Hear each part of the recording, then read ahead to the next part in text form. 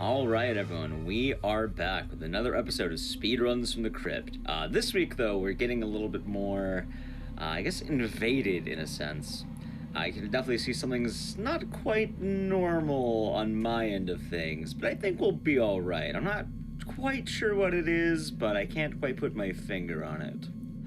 Anyway, though, at the end of April every year, we celebrate Alien Day, which is the celebration of the Aliens franchise, because the planet the aliens come from is 426. Oh, this is on 428, so I guess it doesn't really add that much to it, but it's still a festive time to celebrate the game of Alien Isolation, which is one of the best horror games out there.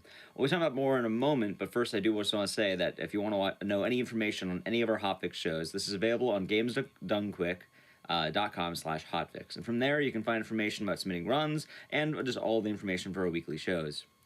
Anyway, this week we're going to be looking into Alien Isolation and the horrors of deep space as we get into the festive spirit of Alien Day. We'll be joined by Nikoheart running Alien Isolation, but this week we're going to be having a slightly different twist.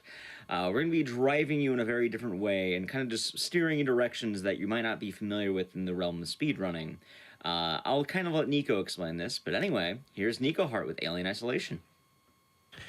Hey everybody, how are we doing? My name is Nikoheart. I'm a full-time partnered UK variety streamer, speedrunner, and steering wheel speedrunner. So, me and my friend here, Pal Dizzy, this is a steering wheel. That is right, we are actually going to be playing Alien Isolation with a steering wheel. So, preliminaries before we do anything. First off, I am joined by commentary by my good friend Atreus. He is also on, I think it was it last year's SGDQ? For doing, was it No CC? But please tell us a bit more about yourself, Trey. Yeah, hey, majestic SGD cat. As Nico introduced me, my name is Drex.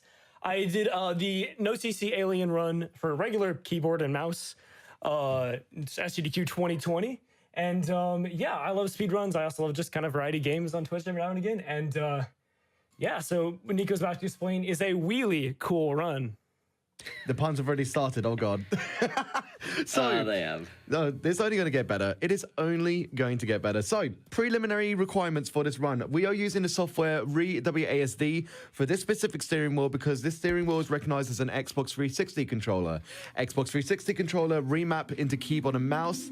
We are going to be using this as the mouse to turn left and right, and then everything else is accordingly profiled. We are running this game in Italian, which is 30 seconds faster of a language pack. The subtitles are in English. We figured out recently that French is technically faster by about 1 second or so, but some of the runners prefer Italian, so I've just kind of stuck with it. And I'm running this at 275 frames per second. It's advised usually to either run between 140 to 275, and we could pull off some cool PC strats with this as well at this frame rate here. I think that is most of the preliminaries. Is there anything that we need to say, Dre? Yeah, this is nightmare mode, guys. This is the hardest difficulty of the game. This difficulty actually wasn't released when the game was released. It was released as a patch because enough people mentioned, God, we need the game harder. And it's just because, you know, people like us are on the same page of like, yeah, we need this game harder. So this is not only with Alien Isolation, a hard game with a wheel, but also nightmare difficulty. And some of the traits of nightmare difficulty, Nico, you're welcome to cut me off. Yeah. So I should probably go into a little bit more about the actual category that we're doing. Excuse me. So this is Nightmare No Major Glitches. No Major Glitches means that you can't do any of the major glitches, which are psycho running, which is basically silent running.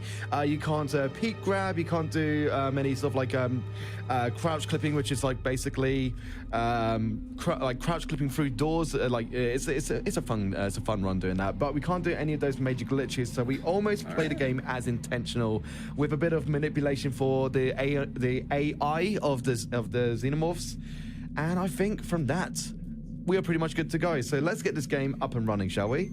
I'll give you guys a countdown very shortly. There's going to be 2 little wheels in the bottom right corner of the game. On the second one, when it ends, I'll call time for it regardless. That's when time will be. Not novice. Nightmare. A little bit different. I'd have to change the category. Yeah, I'm going to go tomfoolery. Now, Nico. All right, game time. Okay, so we're going to get ready. So this is not the first counted one. 1, 2. So time starts now. So everybody, welcome. Welcome It begins, my friends. It begins, guys. Welcome to Alien Isolation. So just a little bit of backlore before we do anything. We are Amanda Ripley, Ellen Ripley's daughter from obviously the movies of Alien and the lore and stuff.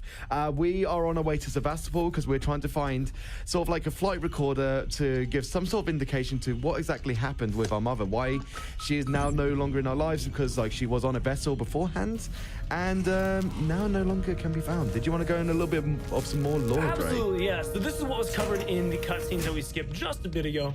Like Nico said, like Nico said, we're Amanda Ripley, Ellen Ripley's daughter. This is placed about 14 or 15 years after the original Alien movie.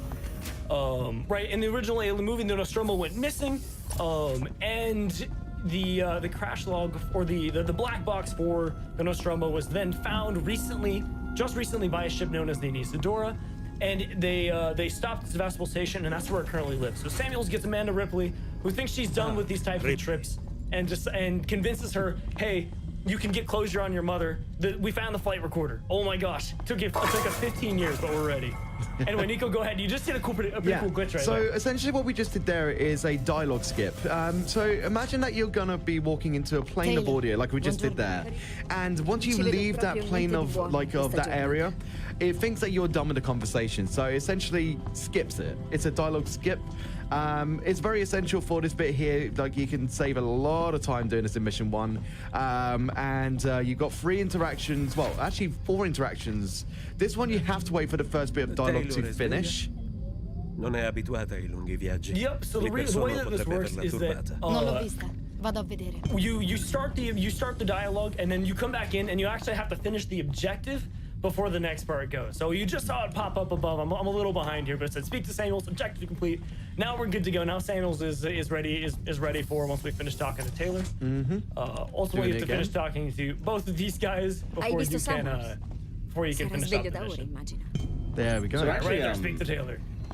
Quick question. Go for it. Go ahead. So you guys mentioned earlier that Nightmare is like a whole new difficulty made, and there's gonna be some like changes from the regular ones. Absolutely. What exactly does Nightmare entail more so than like hard mode or anything else? This is where the fun bit comes in. No HUD, no health bars. So that way you can't tell if you're running out of bullets. Well, I think you can when you're running out of bullets, but you can't tell what your health is at any single point. You have to guesstimate, and obviously with it being Nightmare, damage intake is a much more fierce. A single revolver could kill you immediately. There's different damage values that have been designated and figured out by the community, so we use those damage values to basically configure, well, not configure, but try to actually understand what the how much damage we're taking in a moment. The loot RNG is just non-existent. We have to be very, very specific with where we're looting, because essentially we need to try to have the amount of loot to craft certain items. By the way, we're going to press E on this document. Quickly skip the cutscene because we don't need to watch cutscenes. They don't count for in-game time. I mean, they do count for in-game time, sorry, so we have to skip them. And I think the Xenomorph is just a lot more fierce as well. It's it runs on 2 AIs, which is obviously hearing and I think it's visual as well, isn't it? Yeah, it's 2 AIs. We can get into that in a bit to cover the lore that we just. So we just skipped another cutscene. Sorry, and this one is a bit essential if you don't know what's going on in the story here. So also we just finished up mission 1. So what happened when we skipped that cutscene is that we are on Sevastopol Station now. So we started going. Now it is important to note that the Torrens, the spaceship we were on, does not have the correct link up to get onto Sevastopol Station in a normal sense. So we had to go via a tap, basically a big spacewalk. Hooked up by a sketchy cable. It's not a good situation. Yeah. To get onto the station, and of course a flying piece of debris because Sevastopol was falling apart, hit our tether, flung all of us and our crew, both Taylor and Samuels, we got pulled in by the artificial gravity and we got split up. So now we're by ourselves. You know, we had to crawl in the station like by hand. It was not a pretty sight. So yeah, we're just trying to find our friends, contact the Torrens, try and find something, right? Exactly. But yeah. I mean, it's not a very comforting thing, like spiraling in the vastness of space, because essentially, if there's nothing to stop us, then we're going to go continuously into space. So we're going to catch up a little bit about what we're going to be doing. So you saw us like crouch before we went into the vent, right? That actually helps us just here. Kind of is a little bit of a dialogue skip. Oh no, tutorial skip, where you basically would learn how to crouch. So that actually helps us to get through there quicker. Now, again, RNG for loot is terrible. Like, it's basically non-existent. So there could have been a bit of loot there. There's not anymore. So literally any sort of loot that you see about, loot it, because it will help you down the line. So next thing that we're going to be doing now is re-engaging power to this area, because essentially what we have to do, I kind of said this like when we were practicing with Dre the other day, is that this game is a lot about alternative route finding. It really is, yeah. It really is, if you think about it. So we have to re-engage power to actually get to the next area. Somehow every other entity in this game can get through the game just fine. Like, the alien, also known as Steve, by the way, can just hop into whatever vent he cares about and just go wherever he wants to. It's kind of unfair, but meanwhile, we are stuck. We have to figure out exactly how to get through. There's just like one door that has to be open because somebody left the key code in the terminal. It's a bit hectic. Really, also, the alien's name is Steve. Yes. Yes. So that's been a speedrunner community influence name. I think it was Psychohypnotic and a few others who kind of like designated the name of Steve, and it's just stuck with many years later, basically. Yep, it's. I mean, once you deal with Steve enough, you do start to fall in love with him. I can't explain it. It's just he starts turning like he becomes really cute, right? He starts scary, and then the double mouse. It's like twice the kisses, twice the love, you know? pat to Xenomorph. So again, re-engaging power, trying to find alternative routes, easy peasy. And what we need to do now is also grab this flare. These flares here are important because we do need them for like specific mission like usage, basically. And again, constantly finding alternative routes. And I can explain a little bit of a strategy that we're going to be doing very, very shortly. So coming up in a second is we're going to be looking through the metal grating here to basically open up the vent early. So you see where it says open vent? As long as we're looking in a general direction of the vent, we can open it up just a fraction early to get out there early. It's a little clip. Yeah, and then we're going to be embraced and loved by our friend Axel very shortly. Would you like to talk about Axel, please? Bro. I mean, we don't know much about him, right? We're just trying to find somebody. Axel likes to love, but silently, right? But little do we know, sooner than later, we're gonna fall in love with Axel. He's gonna be our little husbando. There he is. Unfortunate RNG though. Yeah, so so the way that Axel comes out from that little point there is extremely RNG. If he, when you hear that sound, if he, leaves instantly, that is the best RNG you can get. If he leaves at such a later point, whilst you're actually trying to get up there, you can actually see him despawn. That's the funniest thing about it as well, because it's always fun to watch somebody just disappear out of non-exist out of existence, just like a thin air disappearance. It's a lot of fun. It's a lot of fun. And I have seen a few people saying in the chat, we are automatic, by the way. We're not we're not gear shift or anything like that. We are automatic. Your setup is the automatic. I've got the sequential shifter on mine, but exactly. That's a hint for or hopeful future plans. So that that does actually bring up the question. I guess the elephant or the xenomorph in the room. Why a wheel? And as quite a few people in a stream chat have already said, why not? Yeah, that's fair. Yeah, literally, it's kind of a case of why not. You gotta find more excuses to keep playing the game, right? I guess the more what I'm leading to though is so what inspired you to get the wheel and all that? Absolutely. I can cover that in a second. Before I mention about that, did you want to quickly talk about the maintenance jack that we just received, Ray? Oh, absolutely, yeah. So we just got the maintenance jack. This is a tool that we use pretty frequently in the game. And yeah, for whatever reason, it's just our luck that we needed to get about everywhere. And also that there happens to only be one of them from our unfortunate friend. He had a bit of bugs crawl out of him. I mean, if you wanted a quick lunch, I mean, you're set now. But I mean, we're going to be meeting Axel again very, very shortly. And, we've got the maintenance jack. We do have, some kind of, ability to, threaten him. But, he's got a bit of a sterner weapon. So we have to listen to his words for essentially. So the cutscene that we just skipped is him kind of threatening us with a gun. He's just kind of like, "Who are you? Why are you here?" We're just like, "Please, we're friends. We're not an enemy." So like he loves Axel or Husbando loves us in unusual ways by pointing a gun at our head. Dude, just you know. Love language, it's important. Exactly. All right, so to kind of like talk about where I got the inspiration to do the steering wheel bits is from my buddy on Twitch by the name of Nicktacular. He was playing Rainbow Six Siege with a steering wheel, and he was able to get some very, very good headshots with a shotgun in that game. And I was kind of like, you know what? This looks fun, but I'm not a Rainbow Six Siege guy. Shall I try it in isolation? And thus began the legacy of the steering wheel and the Pal Dizzy. Pal Dizzy is my good buddy here. And yeah, it's just kind of become an infamous thing. If you guys have seen recently, maybe on Twitter, you might have seen that I managed to complete Undertale. Literally, you guys watched Undertale recently from Shay. I've actually done the genocide run of Undertale on the steering wheel. You can find that as I think I've made it a VOD on Twitch, but I will need to double check if I haven't already. But yeah, so there's a lot of things that has been done. We've done Hades on a steering wheel, an actual race with Formagunda. That was a lot of fun, actually. I came out victorious with that as well 14 hours later.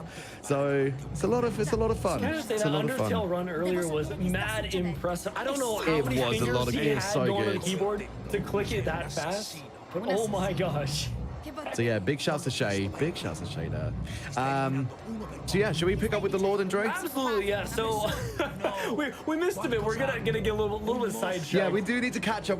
So what happened is that Axel talked to us. That was a cutscene we skipped, and we ended up finding two other humans in the elevator. Axel's like, "Hey, I found these people. These people are no good.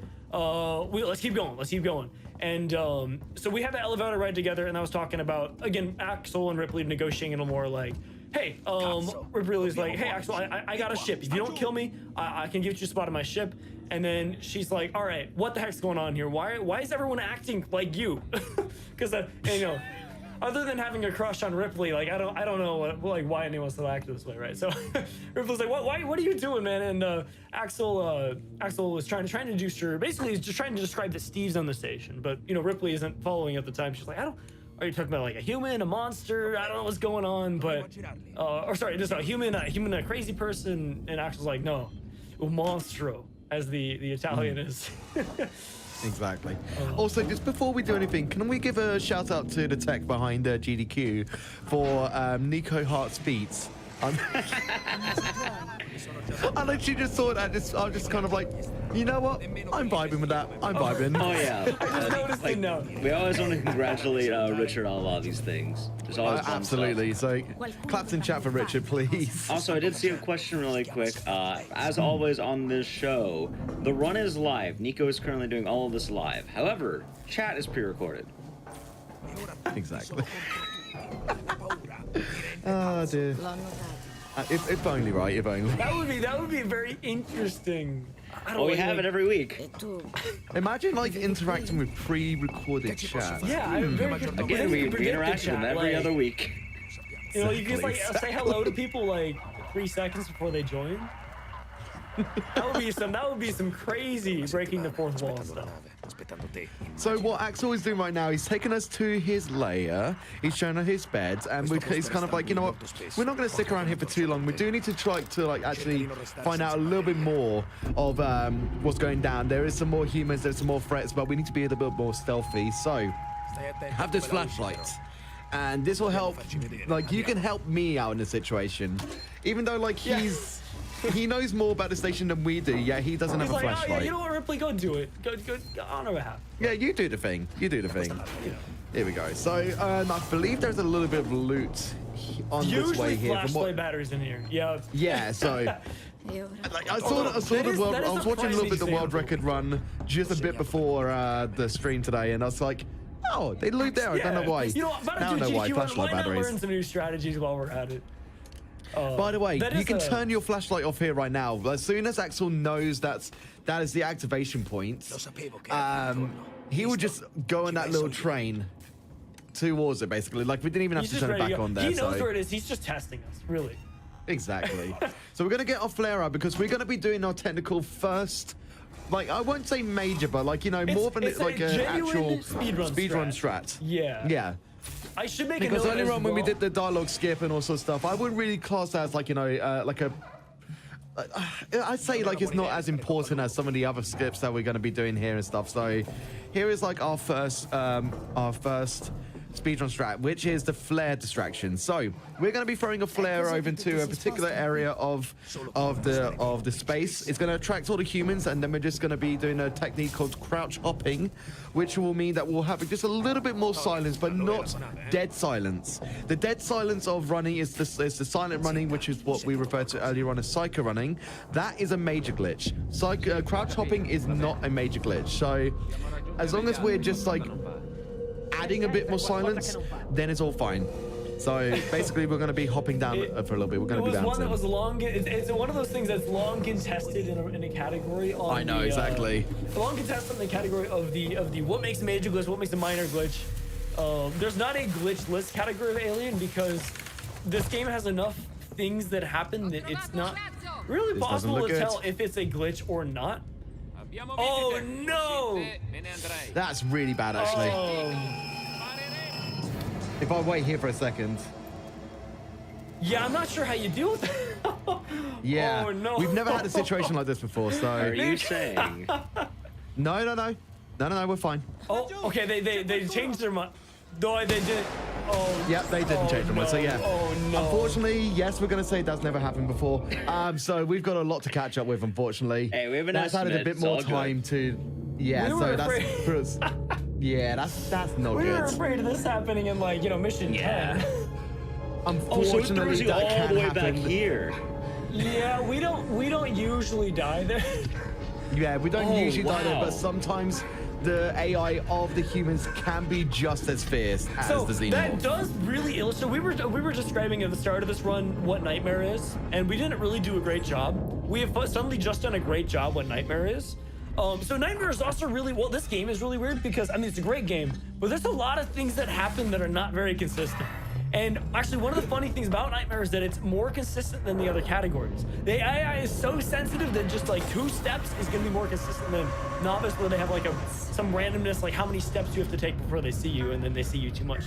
But anyway, so Nico, what happens really if you quick take though, 2 steps? Go for it. Is they kind of die. Oh, go ahead. Yeah. Sorry.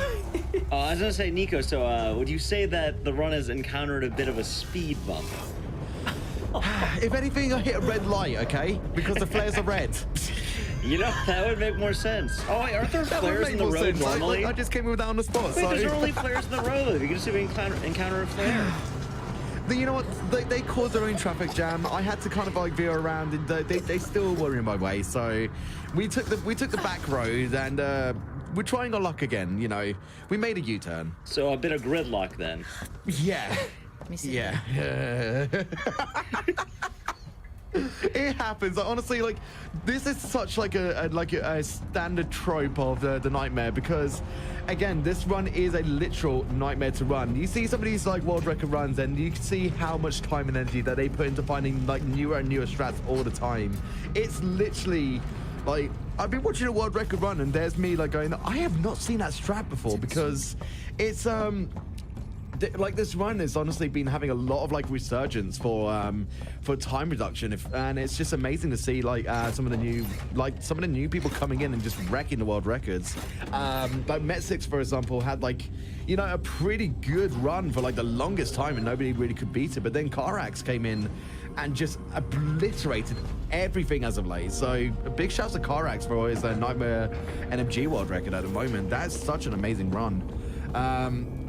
But yeah. Oh, why did I do... That's not good. Well, so this is your daily reminder not to be distracted while driving, my friend. That is exactly true. Because I took some electrical damage. Yes, you distract, you take electrical damage while driving. Yep. Oh, sorry, how are you? Honestly, I would say I'm a bit shocked, but I think that might be you right now. Oh, come on. Wow. That joke was electrifying, and I hope that you're proud. So I do want to ask about another thing as well. I heard from a little birdie about both of you here. You actually submitted a race to the upcoming SG. So, shall we go on about that? Yeah, I just a minute ago. I mentioned you're not automatic, and I've got a sequential.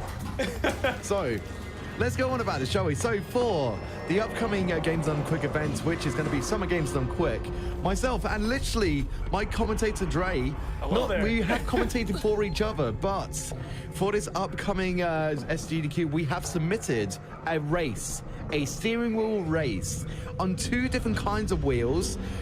Wait, they're both on wheels? 2 different kinds of experiences.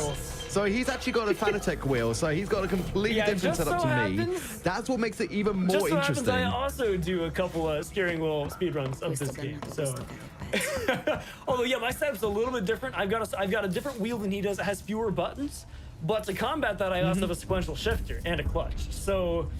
Exactly. And the actual sort of like the use button, well, I think it's the shot, the shoot button. He's got a literal sort of like lever, like pulley lever. It's amazing to see, like, you know, somebody get like that to trigger a shotgun. It's so good. I bound attack to fire my. Sorry, I bound attack to my handbrake. Oh. It's so cool. Like, I mean, it's interesting to see like the difference of coding as well, because so Drex has used FreePie in order to be able to to get his wheel to work with the Alien Isolation PC and stuff like that as well. My wheel is obviously recognized as an Xbox 360 wheel, so I can use already made software in order to be able to do it. It wasn't really the intention of GDQ, not of GDQ, of WASD in order to have steering wheels ready for it. So because I've obviously been using steering wheels, they have had it on the list of things to implement in their software, because, you know, it's added like new expansions and ideas for what they want to do and stuff in future. But yeah, so Drex has literally hand coded everything specifically for his wheel, but I think could be remapped into other wheels at some point as well, depending. I was just about to say, yeah, so Nikoheart's wheel is recognized in Xbox 360 controller. He mentioned this a bit ago, but to catch you guys up what's going on. And so that's easy because you can use, as he said, re-WASD or re-WASD to rebind that.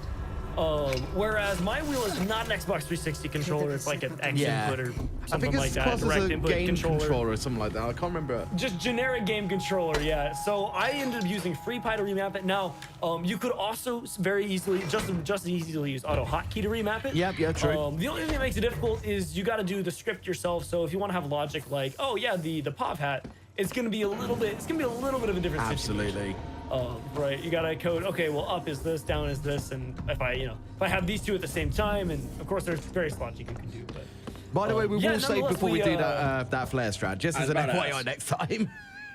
I would suggest saving in Axel's room, because otherwise the cycle can get a little messed up. No, we can save just before the we throw the flare, right? So what happens is the humans start moving? Ooh, okay. I don't know. I guess that's no CC. Yeah, I think it might be no CC because it might work. That's why it says Axel. I've always saved like at that point, because I think whilst no CC, because you have done the peak grab glitch into the vent, it could mess up the AI a little bit. Also, I just want to add really quick as well. This is the whole reason why we have estimates. Like, we account. This is why the estimate's pretty big. Like, I think the category could be done much faster. Oh, absolutely. The world record for this on the PC is 2 hours 40 minutes in-game time. Well, that's keyboard mouse. Yeah, that's keyboard mouse. But this is why we do have the the massive estimate we do have here. Sometimes things happen. It's okay. So in our practice run, we encountered so much bad RNG, like literally so much bad RNG. So this is why we've obviously given a little bit more of an estimate. But like, I won't lie, I wasn't expecting this kind of like of a silly mess up. But we can rectify this with better gameplay later on. Absolutely. I just want to mention I've seen a lot of things that I've jinxed on this show. My favorite one to go back to is I had an Internal Enigma on, and I gave him an absolute death hallway, apparently, in terms of a luck. That's one of the worst hallways I've ever seen in Silent 4. It's the part with the twin victims. Oh my god, yeah. So I had that the other day as well. It's literally on the way back after, like, near towards the end, isn't it? I know exactly which one you're talking about. And then I know my own runs as well. I think I did Spooky's Jump Scare Mansion on the show, and my game crashed at one point. And I was like, oh, okay. It's sort of the way it goes. This is why we have estimates. Exactly. Systems are functioning as intended. Exactly. I mean, you never know what to expect in, say, a marathon run anyway. That's where you hear the standard trope of that's never happened before. You got your first one today. Are we going to get any more? That's the question. Right. I hope we don't get any more, but we'll see what goes on. We'll try our damnedest. But we might actually talk about resetting and stuff like that in this game, because it does actually have an effect, unfortunately, on this game, because this game was initially coded to be on console, and then they ported it over to PC. This may not be absolute fact, but this is what is kind of like being proclaimed as. Now, because, you know, the differences of where it's been ported and stuff like that, it doesn't have every single coding made specifically for PC. So the more that you die, the more that the memory starts to leak a little bit. So it can really start to mess up with the AI of this game a lot more. And you can get some very weird patterns. Some very, very weird patterns. So we're going to see, well, like I say, we've had one unfortunate mess up. But again, when you do take a lot more deaths and stuff for that, that can actually cause an interesting thing to happen with dialogue in very specific missions, which will be mission 12 and mission 15. It can cause it to not give you dialogue, basically, and this kind of like a dialogue skip is actually not meant to happen. So if it does happen, if you are doing a recorded run, you have to add for specifically mission 12, you have to add 42 seconds, I think it is, for that section. Something like that. Yeah, you have to add like a specific amount of time for that. That's pretty nice. Yeah. So yeah, like little things that can unfortunately happen in the game of its own accord, let alone of a human error. So we do have to like kind of like find the right solutions sometimes. All right, we're back to the flashlight, so we should be on point soon. We should be back on point soon. Thank goodness. And then we can actually hit you with some more lore about this game as well, because if you guys haven't played this game beforehand, like, this game is filled with lore. You go look at the terminals and stuff. It's so good. Like, just like actually like reading like monologues from some of the people who are on the ship as well, like really kind of like just puts you into more of an atmospheric vibe of this game in general. And speedrunning this game does not do the atmosphere justice. No. Right? I speedrun it because I love the atmosphere. Yep. But, oh man, there's so much more that you don't get with these speedruns. For sure. I mean, the thing about it as well is like, you can watch runs, but it is no comparative to actually playing this game. That is a for real situation. Whilst we're at it now, seeing as we took a little bit of damage, we should start to craft a med kit just a little bit sooner and try to heal at some point soon. Obviously, that's going to be a little bit of an annoyance because it's obviously using up more loot earlier than we should be. But we're still going to keep on doing it. But we're still going to keep on doing this. We're still going to keep on trying our best, even with like the little, just a little like the 3 bits of loot. We're still going to keep on going. So, let's go. Let's go. Save point coming up soon. And we'll get a clean exit. Safety save? So, what I'm going to do instead this time is, because I kind of came in blaring with an actual flare, I'm going to set it off a little bit later, which is just after the save, because then it won't be as bright, and then it won't have drawn too much attention to us and our position. So, it's all going to happen very, very shortly. So, please don't mess up. I'm just gonna build like a save. Chat, you can join in too. Save. Don't be an idiot. Save. All right. Okay, so we've had enough of looking at Axel's butt. We can now actually get to the save station, which is just in front of us. All right, here we go. Save. Oh, get out the way, Axel. Save, Thank you.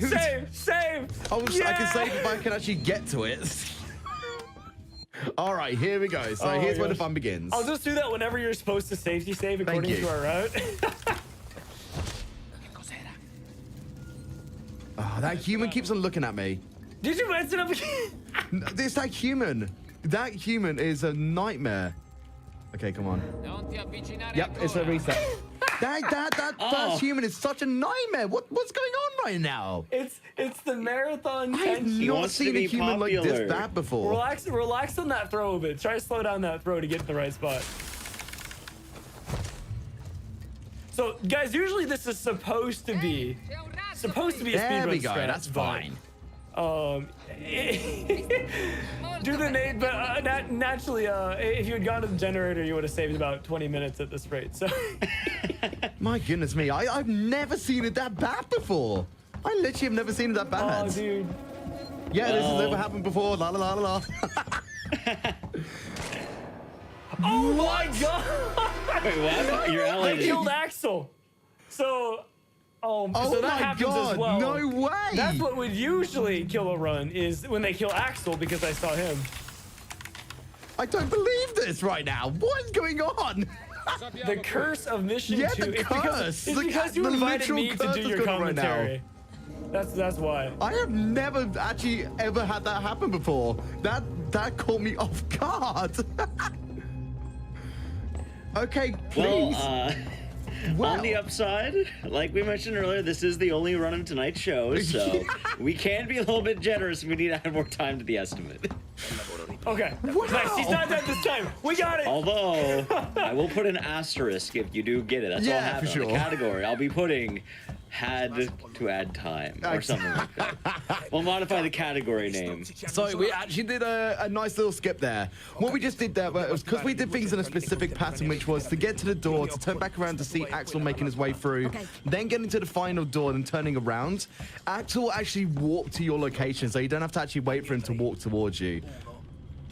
Yeah, it's a very interesting glitch. It only works if you're staring at that door when he walks in the room.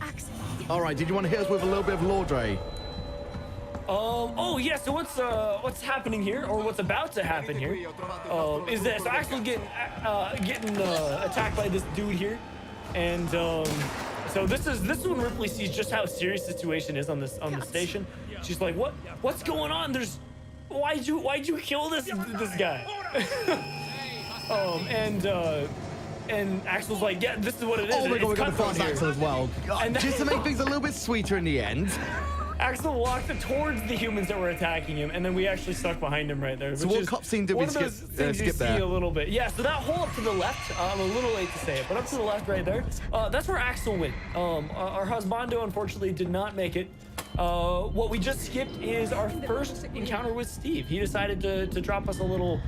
drop by, see what's going on, and he decided Axel looked really tasty. So Axel appeared in that hole on the wall, and we are now by ourselves again as we were when we started mission 2. Just so like basically what we've happens. accomplished so far. So in mission 1 we accomplished getting dressed. Okay, so we're no longer naked. That's productive. Mission 2 we've accomplished. Well, we found somebody, but he died, and we now have a maintenance jack. Okay, cool. So far we're not naked and have a maintenance jack. That's about what we've got going on so far. That's pretty much it for the meantime, yeah. But we're now about to finish mission. But it does have a slow start. We're about to finish mission 2 very shortly, going into mission 3, and this is where I like to call it where the game officially starts. Where the game officially starts, because I'm in the same mode as well. Like the run, it feels like the run itself actually starts here at mission 3, because mission 2 is kind of an auto-scroller, and then we have 2 more auto-scrollers later. It's a fun game. It's a great run, but it is a long run too, and long runs do come with a couple of downsides. And it's nice really as well because sections. there's a good bit of sort of like a break in between, if that makes sense. Like you do have games like, say, for example, Silent Hill 4, where there's something happening always. This game has a good bit of like breathing space to be able to run. So it's a lot of good fun. I would recommend if you guys want to try this run out. It's start on novice first. That's all I can say. Right, so within mission 3, we're going to start encountering humans who treat us as a threat. So we're going to try to actually circumvent being a threat by being stealthy in counterproductive ways for the humans that we're going to go around. So let's talk about it then, shall we? Dre, would you like to take over with a little bit of lore? Yeah, man. So this is the first part of the game. Like for most casual players, this is the first section that really trips up the casual player. And I'm under the impression that most people who stop playing the game before they finish it stop here. Yeah. Reason being is that you have a bunch of these humans and they all have revolvers. And unless you're on something like novice difficulty where you can just run past them, revolvers do a lot of damage, and you just get kind of stuck. And what we're gonna do is, a lot of speedrunning does this, but this section in particular, the strat that the speedrun does really flexes on the difficulty of it. We're just gonna kind of run around behind them. And then we're gonna do a sprint burst here. Sprint burst is basically pressing the sprint button every so often. Then when we get to this sofa here, we're gonna start crouch hopping. So that's when we go by these humans here, that we're just a little bit more stealthy. Now, when we get into the middle of these boxes here, we can start to run a bit more. Hit this button here. This will cause, when we come back on our way up, the door to be unlocked, because normally you would have to actually hack it to open it, which we'll be getting a hack tool very shortly, which is going to be beneficial to the run. We counter the xenomorph there. We hug the side of that little bench so that it can't see us, and pick up our first weapon, the revolver and the key card. Don't forget the key cards. Don't pull a nose. Yeah, I've done that too many times as well, so it's a very standard thing to do, to forget that key card. I'm sorry, Knowles. We love you. Call it out. How could you, Dre? I know. Gotta call out the homies. So, here is the flight recorder that we were trying to find in the first place. Yeah. This is what I had mentioned early on. This is what was on Sevastopol. This is why we came to Sevastopol, is to find this flight recorder. So what we originally set out to do, this is the goal. Of course, our objective has kind of changed since then, but we do find the flight recorder here. Except as you can tell, its files are corrupted. It doesn't work. You can tell she's a little bit angry because she just yeah. I mean, like, if you, like, found something that would be ascertaining to your mother, and, like, the last words, you'd be like, furious, wouldn't you? Right? Yeah, our whole trip was in vain. I know. At least, you know. But so we think. It's not the end of it, because she's got a thought, like, you know, even if it's just on a flight recorder, maybe it's around somewhere else. So maybe we should talk to some of the other humans on here to see if they can gauge any more information. Now, hacking on the wheel is one of the most interesting things. I'll explain about, like, how I have to enact it in a second. Basically, when you turn the wheel on this hack machine, it doesn't start automatically. I actually have to press the D-pad up and down, which is actually linked to me looking up and down, as I'm sure you guys would have guessed by now. If not, D-pad up and down is for looking up and down, and obviously the wheel turns are left and right for looking. I have to start by pressing up on the D-pad and then turning the wheel. Then it'll kind of put all of my recognition of turning onto the wheel, onto this little bit per se, and then I use these little buttons next to the share and the options button, which are assigned to left and right on the keyboards, the keyboard inputs. So it's go time for our friend Steve, because here's our first little cutscene here. Our first real interaction with him. He is right there. He's like prime and ready to get some human flesh, but we're just this is how he asserts his dominance. Exactly. We're gonna see it right here. This is where, like, you know, casual players will really start to get the terror of, oh god, there's a xenomorph. Oh no. Yo, oh yeah. And I'm just there like, it's oh, look at them kelp serious, biscuits. or it feels like you get serious at least. Like, I mean, dude, look at those kelp biscuits. They look so damn tasty, don't they? Oh, dude. I mean, look at that cutie. I mean, how could you not love those back spines? I know, right? So, I mean, once you befriend him, you basically hold him and you can just ride on him. Dude, he's like exactly. It's like riding an elephant. What about the acid? The assets? Ooh. Oh, acid only comes out the when acid. they oh, the acid with the assets. Oh yes, save. I almost forgot to remind you. Okay, should we do a safety save then? Absolutely. Yeah, so Nico's doing a safety save here. This was planned to be our first safety save, but you know there was a bit of extenuating circumstances, and I'm gonna let Nico focus. Nico's got to focus here, so I'm taking over the what's going on. So the accent of this can get a little hairy, right? This is like the very last thing you do in this mission is go hack the elevator and get out of the elevator. It's one elevator that we started looking at right at the start. And it also happens that Steve is here. As you can see, just barely out the left, he's attacking the humans that were a pain on the way in. Now, it is kind of nice because, you know, he takes them out for us. We don't have to worry about the humans, but we do have to worry about Steve. So what Nico did, he ran across the stairway to try to track Steve to the stairway, and now he's crowd chopping, which is not perfectly silent, but very, very close to it. All right, and now can I get a crouching quick bit of is perfectly silence? silent. Yes, absolutely.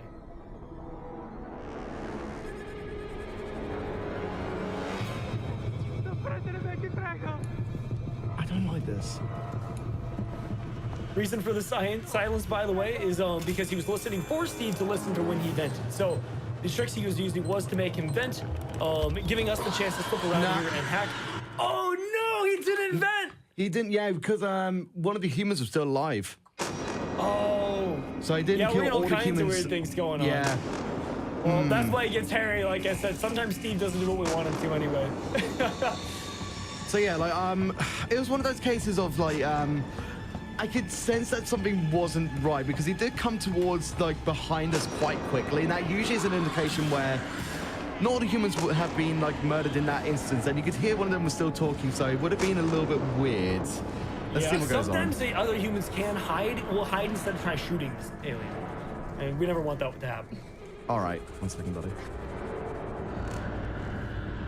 Okay, that sounds like all of them have been killed now. So he's probably going to come up this way.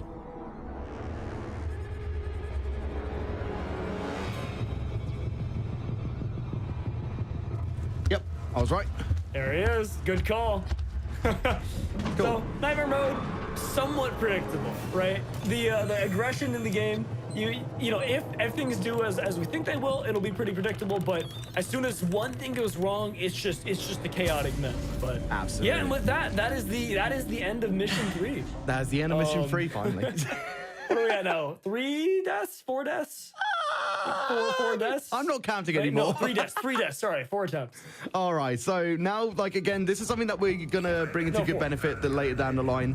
As soon as the wheel in the bottom right goes away, you technically have control of your keyboard and mouse, or in this case, the wheels. So we like to press, like, the accelerate or W, like, as soon as that wheel goes away to give us, like, a little bit of, like, a run as soon as we get like function to, because some people wait for the opacity to be completely filled, but we can still run whilst it's loading.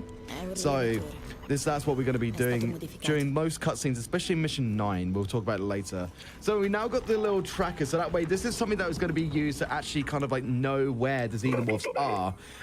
It does help in situations, but we really don't use it that much in the run. Like, I mean, you can use it. Like, it can be beneficial if you're doing specific strats, but during this run, we do usually, like, for me as a runner, and I'm sure there could be some more runners who want to go a little bit more harder than I do, we're using sort of like backup strats, per se, for the normal NMG routes. Now we're going to be introduced to the second mini game on the hack tool, which is to basically line up stuff. It's my favorite. I it's played a lot of my Dead favorites because it's not as hard. 1,700 hours in Dead by Daylight has all led me to my moments of doing those hack tools. Yeah. By the way, I should note what Nico did there just a bit ago. He just went right past it because we've done it so many times. He clicked on that little conveyor belt right there. And so we mentioned Nightmare Mode has very, very little loot. That said, in this game, there are some spots that are guaranteed to have a specific piece of loot. And so on that pack is a charge pack. And the charge pack is going to be useful for a noisemaker later on in the game. So that's why he grabs it there, because once it rolls out on our way back, because we actually come back down this way in the hallway where our friend Mr. Hughes is not having a very fun rodeo with this android. So there's the androids. It's just like, are you made of blood or are you made of strawberry jam? I mean, it definitely looks like strawberry jam to me, doesn't it? Yeah. Yes. I mean, it's the tastiest for your sandwiches, you know? Yeah, human, the tastiest treats. Peanut butter jelly, human? Oh no. I mean, I don't know. I mean, I've got no words to it. It's just strawberry jam. Strawberry jam is what came into that human there. I hate it when that happens though. Sometimes the angle as you're coming out of the vent can be locked. There's no explanation for the why. Really? It just kind of happens. I've never had that happen. Okay, so I'm not going to do that. I was going to do a strat, but he was far too close to be able to do it. I was going to try to get some more loot, but he was a bit more alerted to our position. Yeah, so that android right off to the right before those doors closed, If you're fastened, you can sneak and grab a box of loot, but if you're not, then you have to deal with him. And as you can imagine, Nico is on a wheel, so it's a little bit trickier to deal with the androids than a casual playthrough. Okay, so I've just healed. And, yeah. So we recovered the damage that we took earlier on with the electrical, the unfortunate electricity. So now we're going to be making sure that we don't get any more grabs from these xenomorphs and from the androids. So what we just did there is that we hugged a bit to the right so that we can actually maneuver away from the android, because if you go down the middle, he'll be very prone to grabbing you. Again, because we are on Nightmare, the android's AI is also more intensive as well, so we need to make sure that, again, we're putting them into specific patterns, the xenomorph into specific patterns. Basically, we just have to be stealthy in the right kind of way. So what we just did there is that we actually weren't able to navigate that PC on the back of it. When the androids are a big radius away, it kind of thinks that the mini games that you would be doing are done. Until they come into a radius, then you have to actually do them. So if you just click the back of the terminal, you skip that whole bit and you can trigger a cutscene. All right, did you want to take over for here whilst I do this? Mini games are slow, so... No! Oh, okay, so soft lock. Soft lock, yeah. Oh, this one is actually cursed.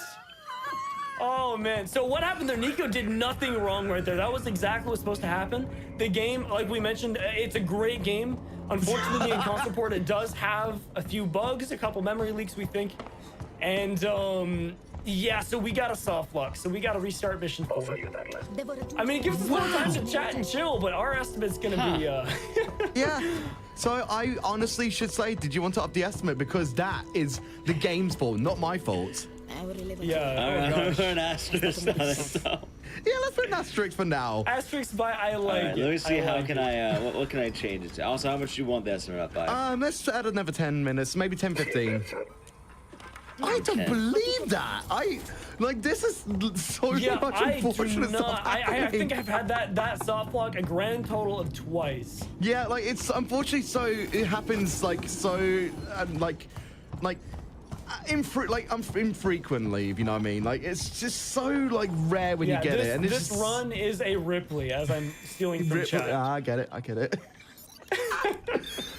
All the luck that I could be having. in the chat as well. So Democules is Nico and my dev friend, and he's like, it's not my fault.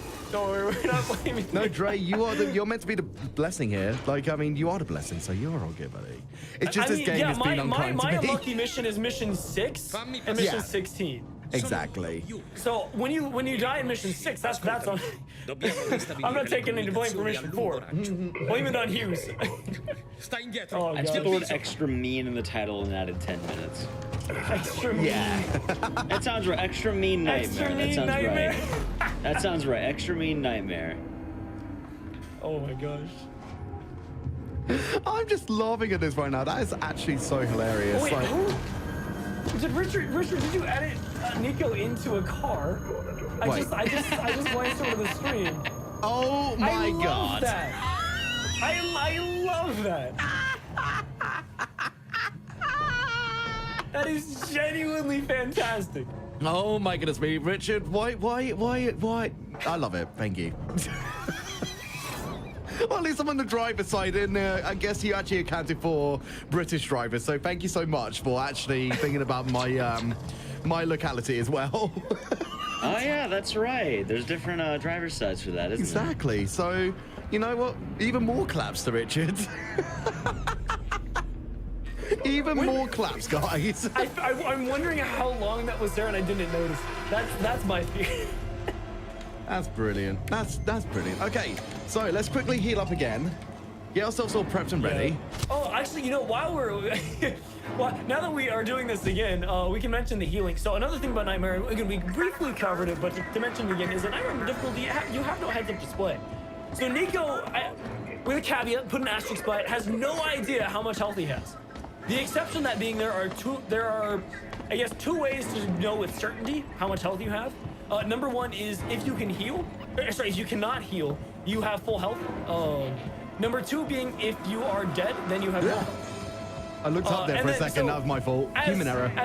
No worries. As so in a Nightmare run, usually what you have to do is keep in mind in your head how much damage you've taken, and that's by memorizing the damage values of various events in the game. Now that sounds really intense, and I won't say like, oh yes, we got to do like all this calculus for it. Once you do the run a couple times, you get pretty used to, okay, you know, here's what I took from the shock, here's what I took from this. Oh, I got punched once. Okay, I'm at 40 health. Yeah. But nonetheless, it is still one more thing to worry about doing. And so what Nico just did right there, it happened a little earlier than expected, but Nico is doing it. There, we got the intended thing. The intended strat. What caused it last time? Oh, come on. I hate it when it does that, so we can explain exactly what happened there. Freaky, yeah. So that is the strategy known as the droid tickle. Yeah, so... And what happens is he takes the revolver and he shoots the android as the android is doing the grab animation. There's a short little period of time before the grab actually begins, where you're able to cancel the animation, it cancels the grab, you can run past the droid and take no damage whatsoever. Furthermore, this messes up the androids a little bit more, where they start to walk around funny and will only punch you instead of try to grab you, with a few exceptions afterward, and you're gonna see that in a little bit, but I'll let Nico leave the cover from there. So the reason why I was so like freaked out by that bit is because like when they decide to turn a little bit to the left or the right, you don't really know when they're gonna turn right back around. For example, I'm getting good at that. I'm getting a lot better. Now you're just flexing. What's that about hard? Not a flex, I don't know. So I deserve to flex after dying earlier on, right? There's the example right there. So we cancel the animation of the first android, and the first android wouldn't have tried to grab again because of some cooldown feature, perhaps to stop getting grabbed like back to back or something. Yeah, that's our best guess. Yeah. And what happened instead is that the second android also punched instead of grabbed. Oh, those androids so it did a bit of damage, but you know, we don't have to use an ammo shot, so it's you know, bit of a trade-off. Exactly. Those androids are never fun, I'll tell you that for free. So I'm glad that like we managed to actually, you know, do all right with them. Now, I've been watching a world record run for this, and like normally on novice, like there is an ability to be able to just run from this point onwards here, but I'm not really going to take that risk because they used things go right. Yeah, I don't want to make any more things go wrong. So the reason that we're going to be sprint bursting here is to make sure that we are just silent enough with a little bit of a stealth, a little bit of a sprint in there to be able to get to the tram, which will lead us into M5. M5 is basically, like the reason that we clicked on the back of that mini game terminal, by the way, was to actually engage conversation with Samuels and Taylors. They actually made it onto Sebastopol as well. So they said, like, you know, Taylor, she took a bit of damage, and I mean, that's a lot of damage. We need to actually get some stuff to heal her.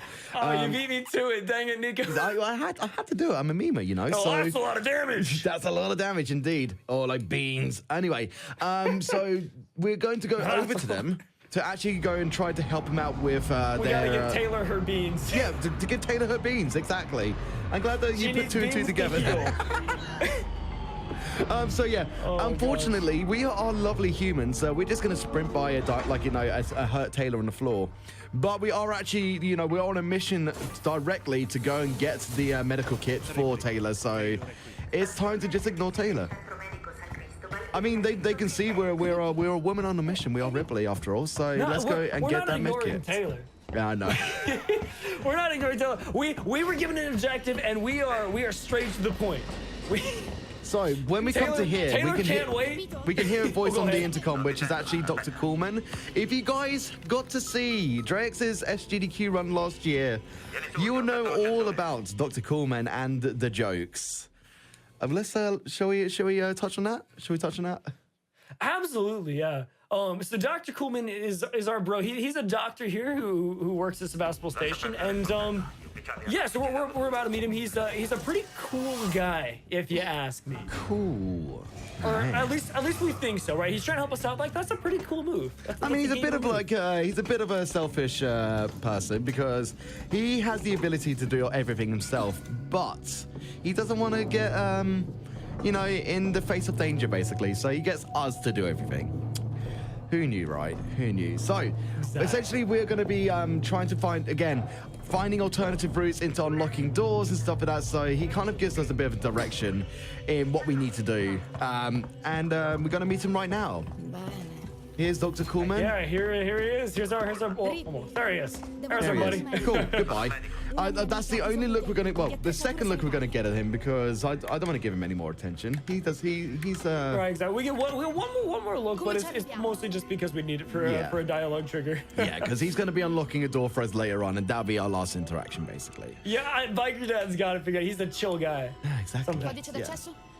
All right, so he's again giving us like kind of prompts for like how to get to get a key card and stuff like that. So, well, it's not a key card. It's wait, is it? Yeah, I think it is a key card. So we get a key code. Yeah, that's the one. To get a key card. That's to it. Get Thank out you. Of the mission. So yes, both. So the all of the door codes for this game are like static, so that way if you're going to be entering a number, it's going to be the same number every time. So there are specific numbers that we're going to be inputting very shortly. It'll be 1702. That is the door that's a code to get through, but we have to do it very, very quickly, otherwise we could fall into a bad line of timing for the Xenomorph to trick us and to grab us from behind. We're going to cancel this little animation of looking here by bringing up the aim of the gun, and now we're going to enter the door code. That was Steve doing about exactly what he did in Mission 3. So the way the strategy works, Mission 5 here is the second most notorious mission for stopping up new players. Most people, if they don't stop playing this game in Mission 3, they'll stop playing this game in Mission 5. Mission 5 is the first mission where Steve, instead of just being kind of active and a threat, he will actively be searching for the player. He will be hunting you down. His second brain opened up. We did mention he has two parts of his AI. His second brain kind of opens up, and it's like, yeah, you know what? I'm getting hungry now. Amanda Ripley sounds real tasty. And so it usually stops people up. That said, the speedrun strategy, just like Mission 3, it kind of flexes on that a little bit. Exactly. He spends, the devs do a really, really good job at showcasing that he's going to be actively hunting the player by giving him a big fancy animation, such that it buys us as Amanda enough time to just run past him into the key code, grab the key card, and get the heck out. Exactly. So I got lucky there. Before he finishes the animation. I got lucky there, and I actually managed to enter the 1702 without a hitch. Now, sometimes because obviously we're on a wheel and it's just a little bit more like, you know, unorthodox for how we should play it. It can be a bit of a pain to stamp your foot on the accelerator a few times. So I'm glad that went well. Now we pull down this lever. This is going to be the second interaction with Dr. Coolman and our last. So basically, he's going to give us access to the door to go further into the medical bay section. But what we don't see is that he's actually going to get a confrontation with the Xenomorph himself, and then proceed to die directly after. So can we get an F07 in the chat for Dr. Coolman, please? Nico, take a really, really close look at your webcam. Okay. Oh. Did he just... Wait, which part? By the way, that concludes right. Mission 5. Oh, I see him. I can't believe, after all this time, Steve was my passenger. Like I said, he starts to grow on you once you get to know him. Nobody believes me. For God's sake. All right, so Mission 6, this one is a tense one. Basically what happens, this is one section of the game that you kind of got to do a lot more than it feels like you should have to, but you know, Amanda's got to go through a lot to get through this. But ultimately that vent right ahead, right to the right a little bit, is where we need to go. That's our ultimate goal, to get out of the basement. There's kind of three parts of Mission 6. And so this is the first part. We got to get through that vent, and that requires opening the cryogenic freezer containers. This is where Dr. Coolman hangs out a lot because it's really kind of cool down here. Exactly. And after such a hot-headed encounter with him, yeah, exactly. After such a hot-headed encounter with Dr. Coolman, we need to chill out a little bit. Exactly. So we have to go into cryogenic chamber 1 to grab the cooling canister for cryogenic chamber 2, which we're in right now, to access the rewire to redirect power to the vent, and then finally open up the vent. It's quite the process, but Nico did it no problem. Steve is active this entire time, by the way. If you make too much noise, he will drop, which is why you see Nico sprint bursting and not actually running. And when you're a novice, you can run a little bit more, but because the Xenomorphs are more fierce with the AI, we have to be a lot more stealthy, if you know what I mean. We have to be a lot more stealthy. So we're going to be trying to, again, traverse even further into the way of the medical bay. So we're going to be, again, trying to get a little bit of a key code because, key card and key code again, because the key card is actually locked away to get further in. So it seems like the humans don't want anybody to kind of traverse. Like, they realize that there has been a threat upon this Von Sebastopol all this time, and I've basically tried to stop anything from going anywhere. So we're kind of like opening up the way for everybody else. Getting really good flare RNG. I just had to interrupt. My runs never have this many flares. Also, save. Yes, I will save very shortly because save. in practice we did have an unfortunate mess up. So let's do a quick save, shall we? Yeah. So when you're doing a marathon run, this is a great safety save spot right here because this is kind of right where we get into a really dangerous section, Mission 6. I mentioned a lot of my runs die in Mission 6, and it's right up here. Right, it's we're going to be all down getting to a RNG flare. where humans spawn. And Nico, yeah, go ahead, explain your strategy. Right, so we're going to quickly crouch up to the key card here, enter it, and then we're going to be like sprint bursting a little bit up to here. What we're doing here is we kind of make sure that we're completely not in the way so that the Xenomorph won't be able to hear us. We're going to throw a flare over here. So you saw the humans over to the left. The humans are now going to be more attentive to the flare, so they're going to make our way towards the flare again like earlier on. Then we can make sure that we just run all the way through. There's no damage or anything that will be taken, and we can get from A to B very, very effectively. Now, sometimes it doesn't always happen. The humans will actually be in the way, and then that's an instant death again, because obviously with a revolver, that will be a case of an instant kill. Think about a revolver as a sniper. It's That's just the best our way we can luck. say it. All three of them have revolvers too. Later on, they get more humans have shotguns, and the shotguns, funny enough, are like Nerf guns.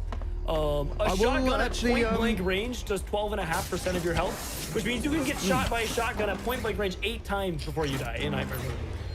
Before we go into the next bit of like strategy talking, I will actually take a comment from the chat from that says that Alien Isolation is still free on Epic Games at the moment with The Last Survivor DLC. So it's a good time to get it for free if you guys are actually intrigued by Alien Isolation that you're looking at right now.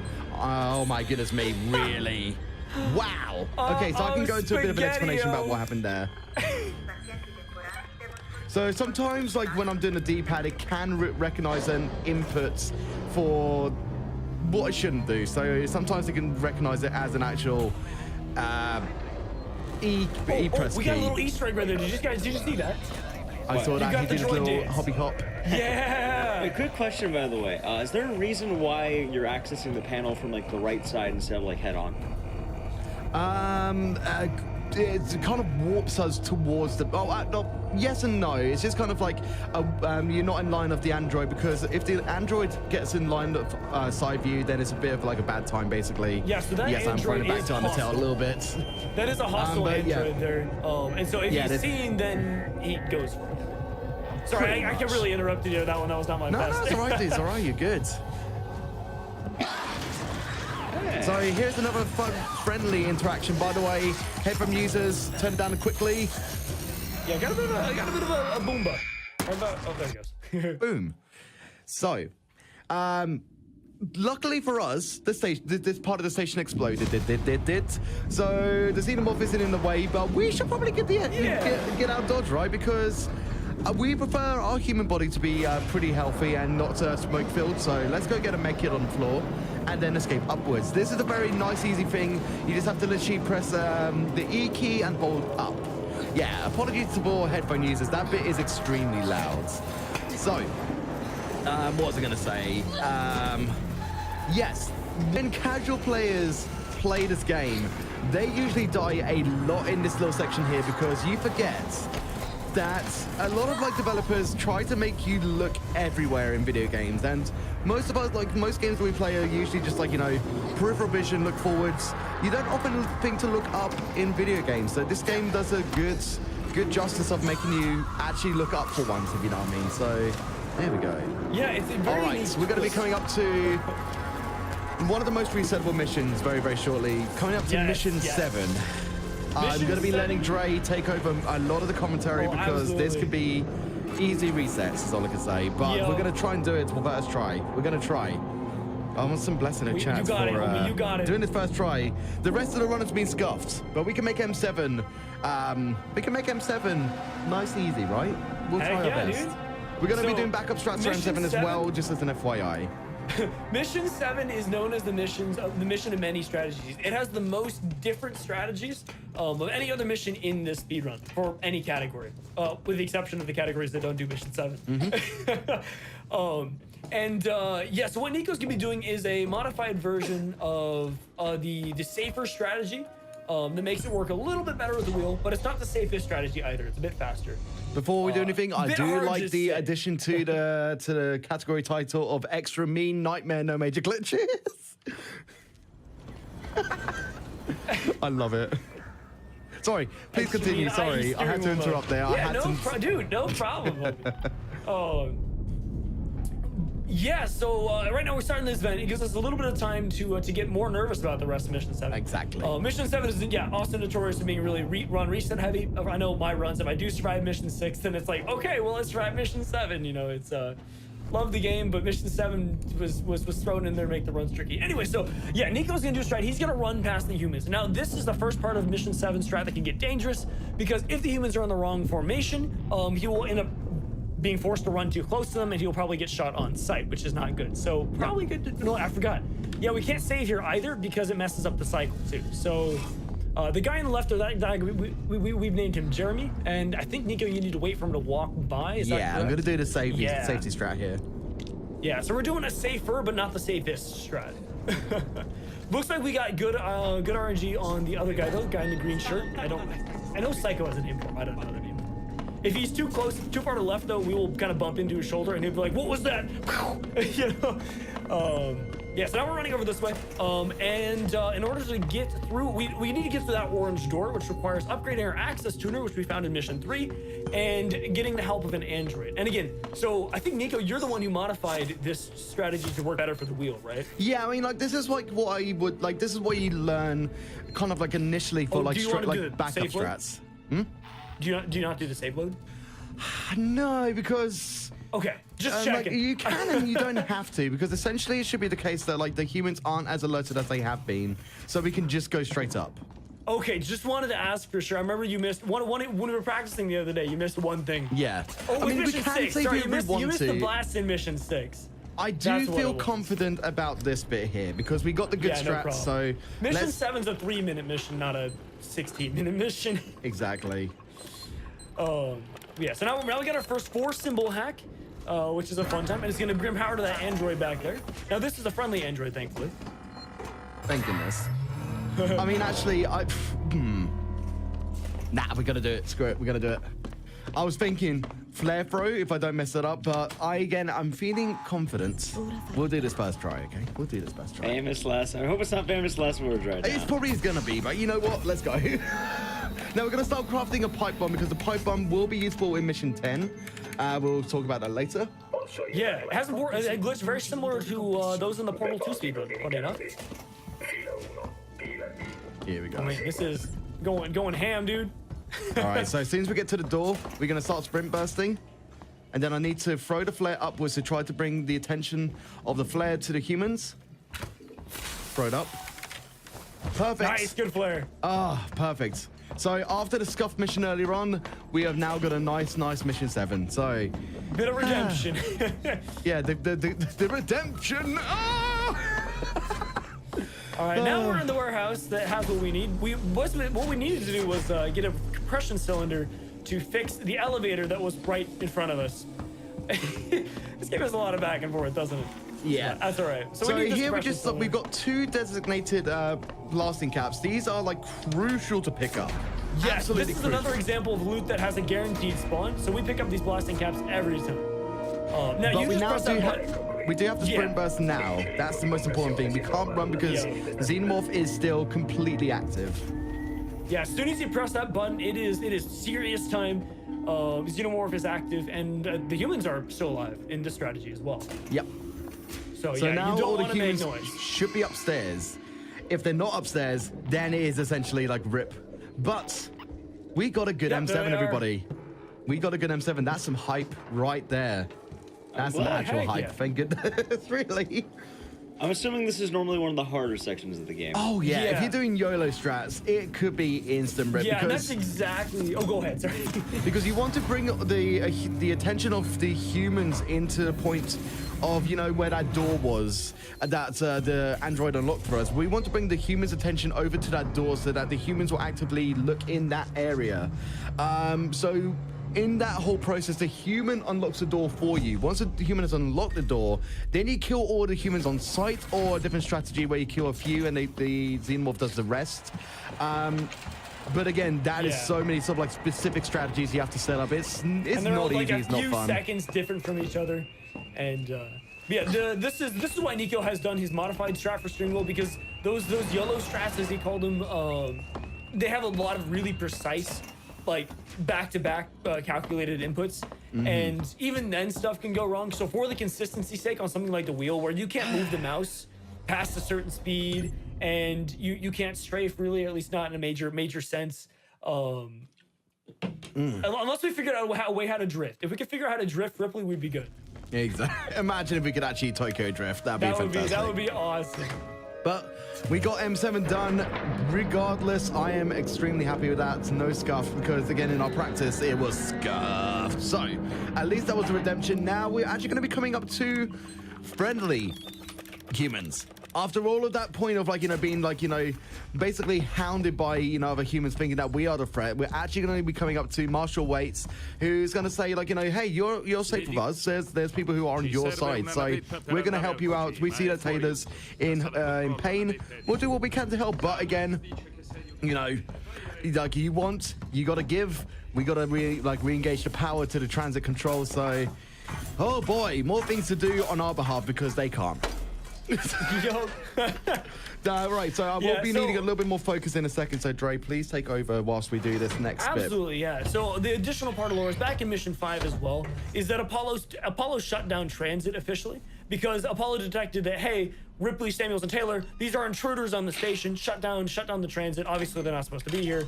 And so right now, we are finally fixing the transit. Fortunately, by whatever miracle, transit control is on this tower, so we don't need a transit to get to transit control. I don't know what we'd do if that were the case. But anyway, so what Nico's about to do, we're about to go into a room which has a human and an android. And we need to press, I think, 4 interactions, and then get a gas torch to open up a panel and basically get back to Marlo and Taylor after we turn transit back on. So, there's not too much of the strategy other than be fast so we get the cycles right, and Nico can take this guy out. Here we go. All right, humans should be out now.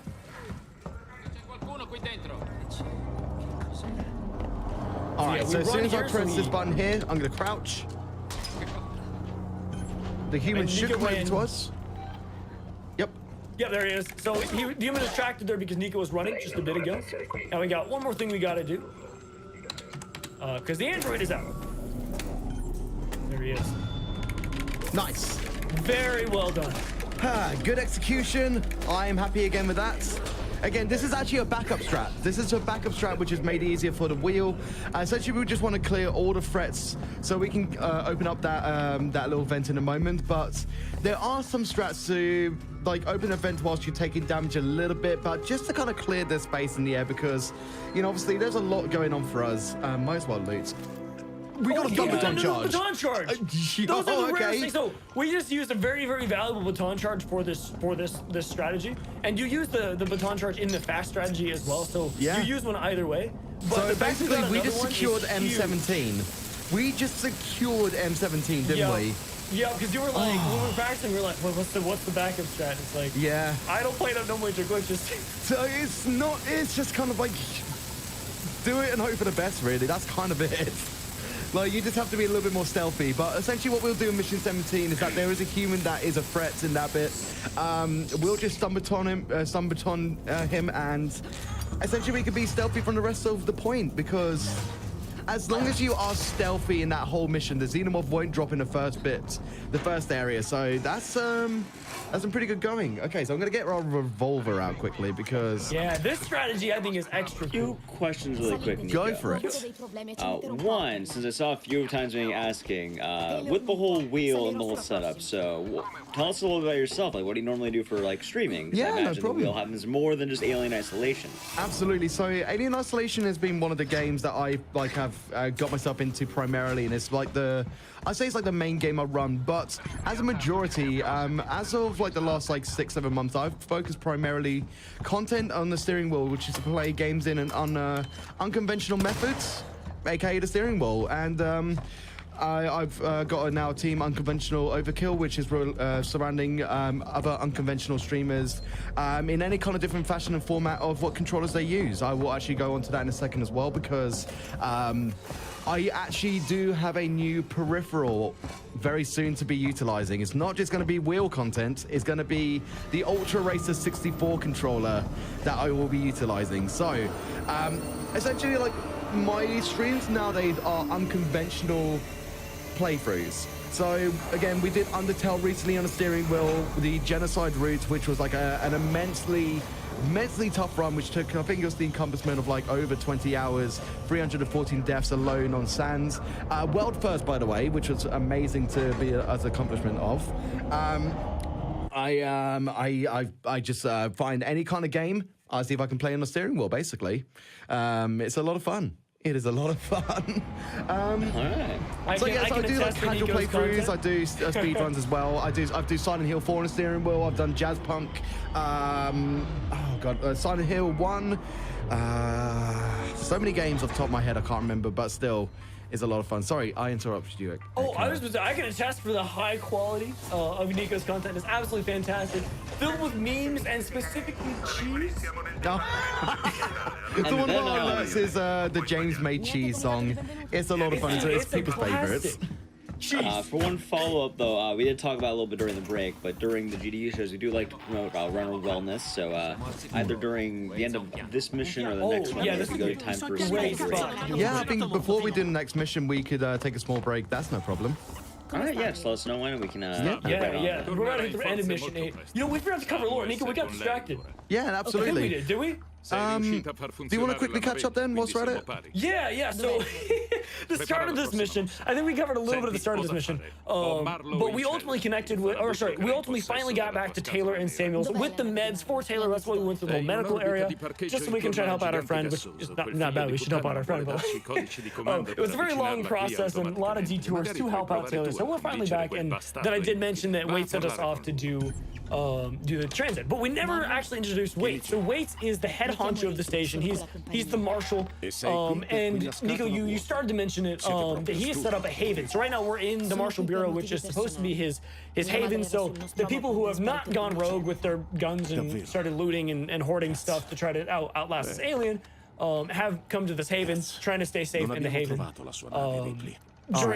Safe in the bureau and everything locked down. So anyway, in the haven, we also have our friend Marlo locked up here. Marlo was one of the surviving members of the Anisadora. Ooh, nice. Was one of the surviving members of the Anisadora, and the Anisadora is the ship that brought the flight recorder, the corrupted flight recorder, to Sevastopol Station that Ripley was looking for. He also happened to bring something else, which we're just about to learn about after the break.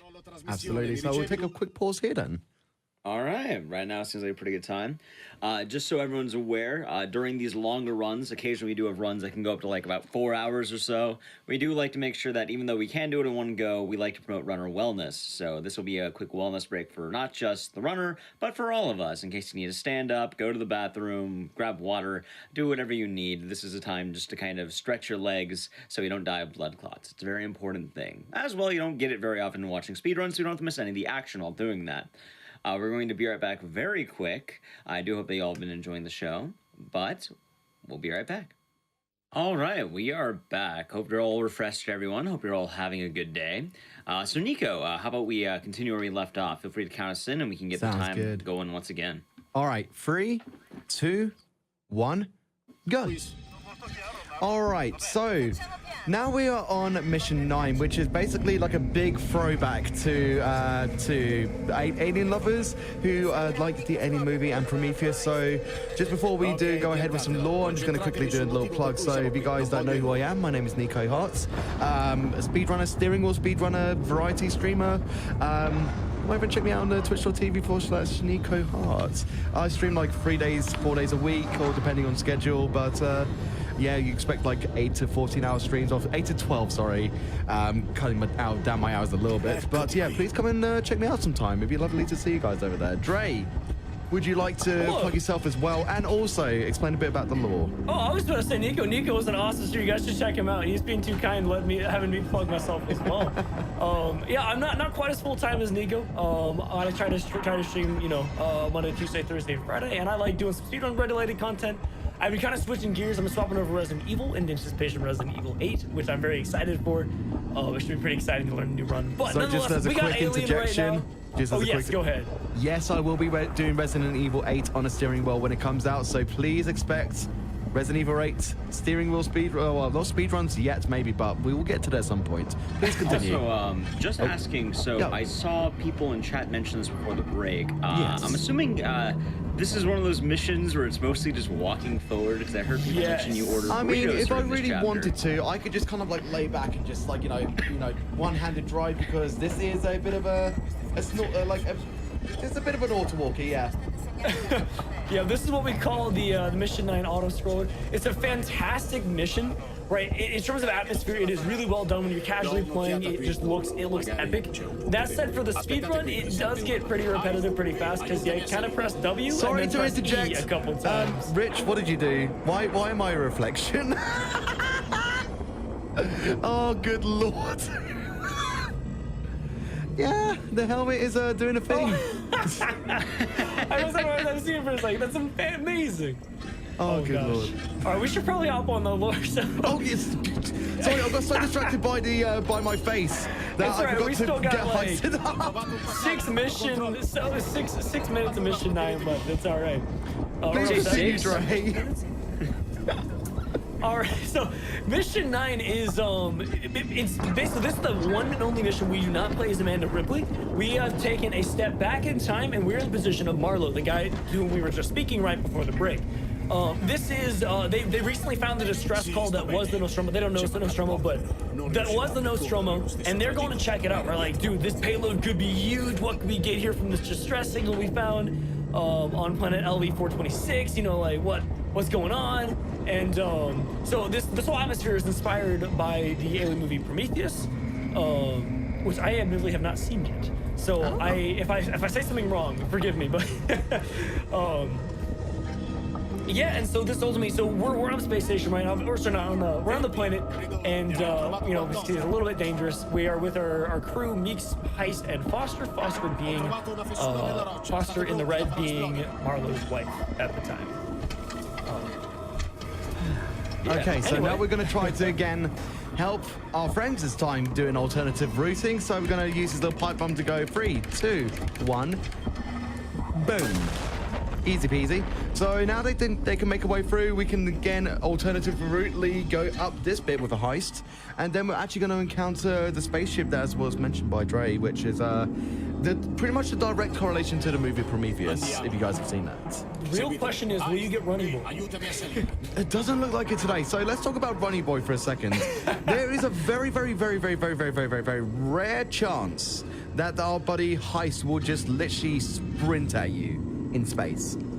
I believe 3 people have encountered it over the whole course of its speedrun life, and it is very, very peculiar. There is no real information as to how or why it happened. Nobody communicates it. It's just literally, it just works.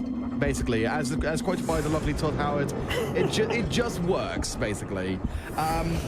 And if you manage to get it, you could save probably like 10-15 seconds in an M9's like run. It's a very, very rare case. It's on my clips. It's in my clips somewhere. So if you guys want to go hunting around in my Alien Isolation clips, you'll probably see Runny Boy. I know, right? Okay, so quickly before we do anything, we're actually going to press forwards in the little opacity load there, because that actually helps us get in front of the humans here. We kind of want to be in front as much as possible, so that we can direct people a little bit easier towards where we need to go, and at the perfect time as well. Again, this is like, even though it's an auto walker, there is like points where we want the RNG to be specific. We want Meeks, who's going to give us a heist in a moment, to land specifically at one point. If it kind of derails a little bit, then it's obviously a little bit of a delay, him walking back to us. So we'll see what happens. But Dre, please take some more lore away. Oh yeah, that's about all the lore I know so far. What we're going to see though is this is the derelict that we have the distress signal. And I think what we're about to run into is a queen. Is that correct? I think it's the.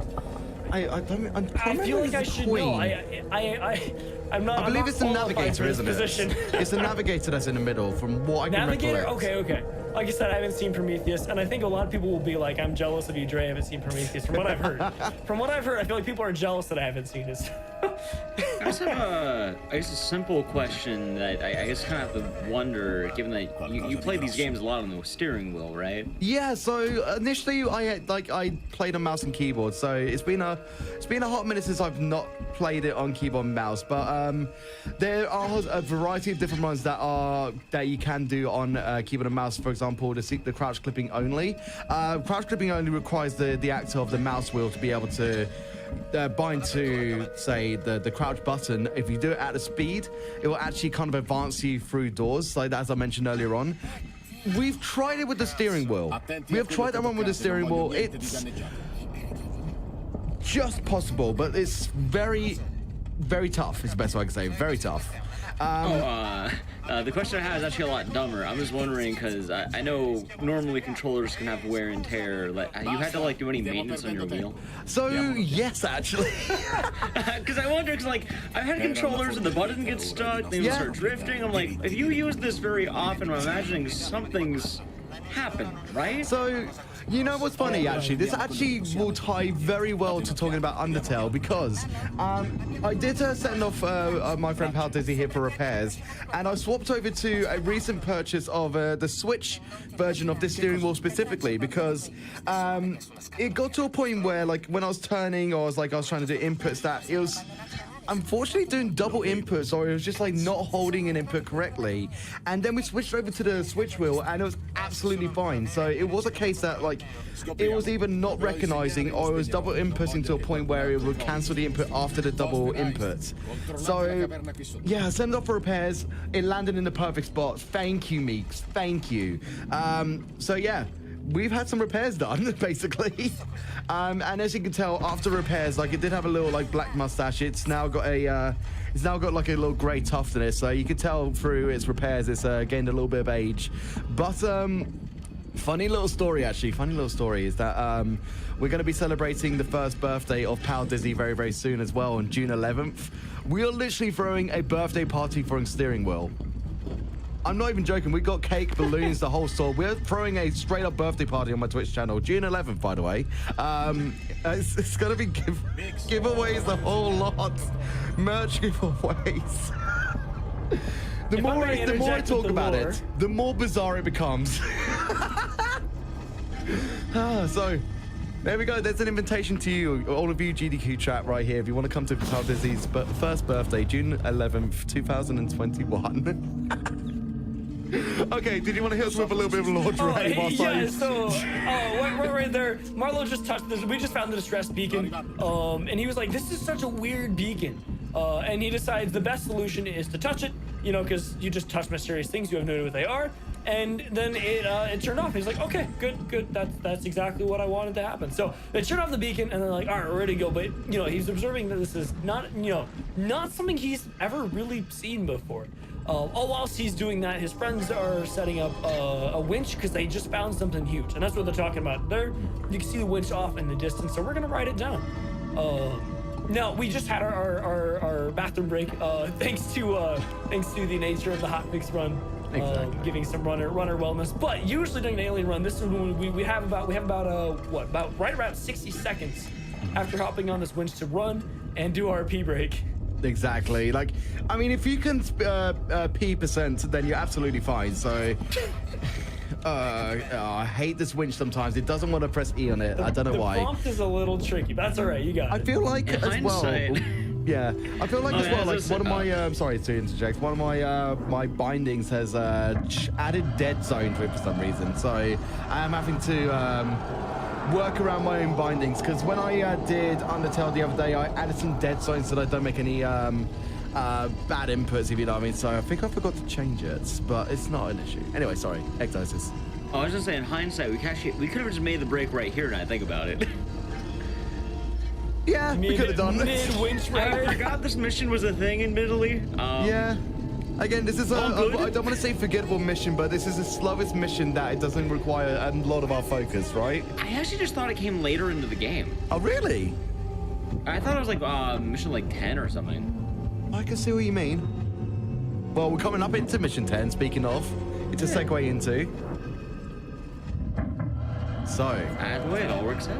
Yeah, exactly. All right, so. Yeah, We're now so going to be here's finishing up by skipping a cutscene, and the cutscene that we are skipping is basically one of the members of the crew gets injected, well, not injected, infected by one of the xenomorphs. So what they do unknowingly is they actually bring a brewing xenomorph within the stomach of a human on board, and thusly led to the infestation of the xenomorphs on Sebastopol.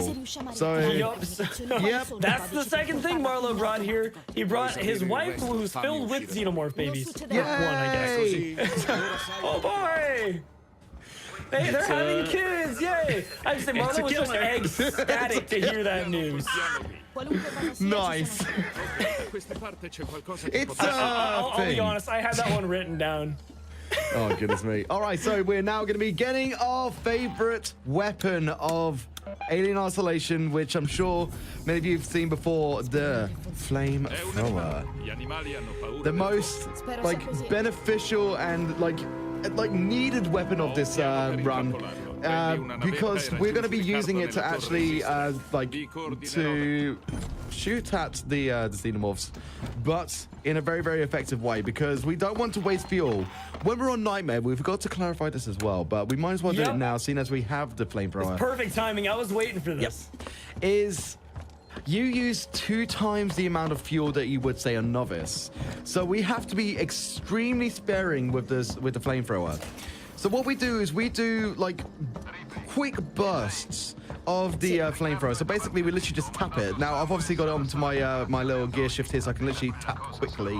But if we like hold it, then we are wasting so much fuel, and we are very like strict with the amount of fuel that we have on a Nightmare. So you gotta be on point with it. You don't want to waste any fuel here. Furthermore, you'll see a couple strategies where we actually wait and run a specific spot so we can flame Steve at just the right area. It's just that he goes up specific vents, because then that makes the cycles different than if he goes through other vents as well. Exactly. And the reason we have to do that is because of our limited fuel. If we were to use our fuel all just, brute force, he'll go up other vents, he'll drop more frequently. Even though it seems faster, ultimately we'll run out of fuel and we'll be stuck. Nice. I think you're really set on blasting cap. Yeah, like we've actually got some good loot today, which is quite nice. Better than average loot RNG. That's for sure. So let's make a Molotov. Let's like try and craft as much of a Molotov as we can. Right. And a bit of pipe bomb as well.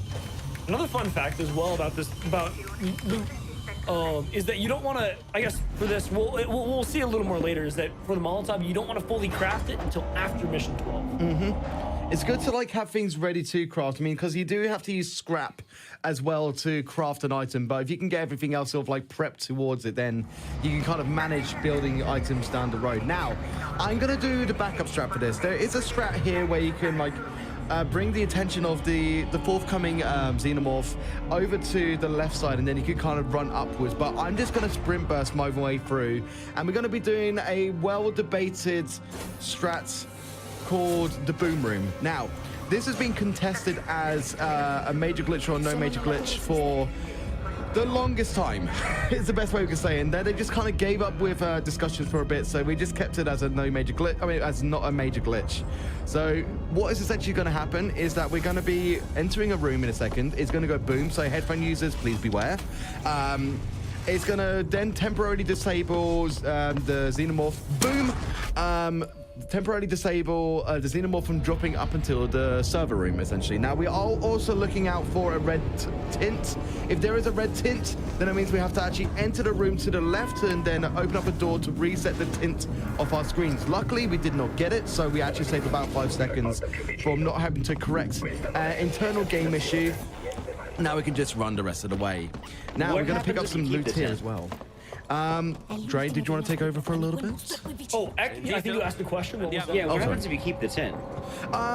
It basically blows out the opacity of screens so that you can't actually, like say, hack or know what you're inputting. You kind of would have to do everything by memory. But imagine if you have to do the line game and you can't see what you're doing. Games by memory. That's a fun. But like, you wouldn't be able to do the line games at all, which is quite like a necessity for this game as well. So, yeah, you want to get rid of that tint, essentially.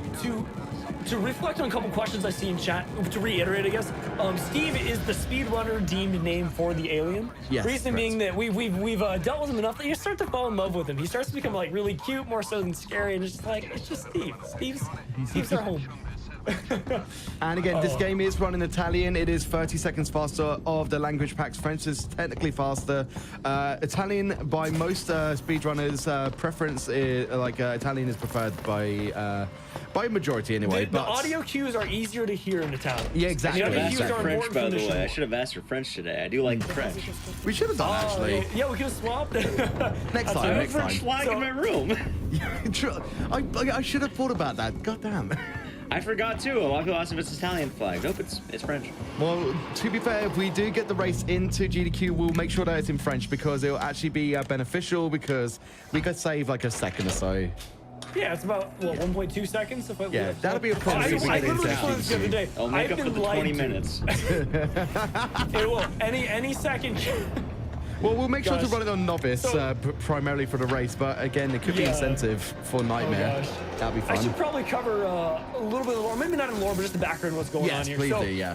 We were talking to Waits, right? Waits is the head honcho marshal, and again, what his goal is to deal with the alien situation, right? His job, he's hired to protect the station, so that's what he's trying to do. So he has a couple plans, and the first of those plans is those plans is to try to trap the alien in this section of the game. Or in this section of the map. This section of the map has a lockdown feature. Oh, also, Nico's going to do a safety save here. This is actually a part of the run safety save, not even a marathon safety save. Oh, very nice, very nice. I'm going to still save reload anyway, just for the sake of it. Yep, because it resets Steve, just how we want him. And so he's trying to protect the station at all costs. And so what we're going to try to do is lock the alien in the server farm here. He mentioned Waits describes it as for piracy protocols within Sebastopol. That this entire section can be completely locked down, and so if we can get the xenomorph inside and then lock it down, we're good to go. Right. We will see. Oh yes, bro. Okay, he drops on the other side. That's perfectly fine. Okay, perfect, nice. I forgot to be quiet there. I can't hear your game, Nico, so I'm that's fine. I forget these things that time. Yeah, please We gotta continue, go to Greg. RNG. Yes, where was I? Oh, we will see that the things will go awry, so we'll ultimately have to go to Plan B, which I'll cover Plan B when we get to Plan B. All right, so now we're going to be doing like a little bit of like a setup here. We want to make sure that the xenomorph can't get through certain doors. So we're hitting these buttons to hit the emergency override, and we're now going to be doing a distraction technique again to bring the xenomorph over to confuse the path that it should be set on. Wait for the drop. This drop is scripted, by the way, so unless he hears other sounds, he will always drop. So we whack that twice and then make our way around here. So it's going to try to go to where it heard the, the wrench hits. And it's going to go, all right, I guess there's nothing here.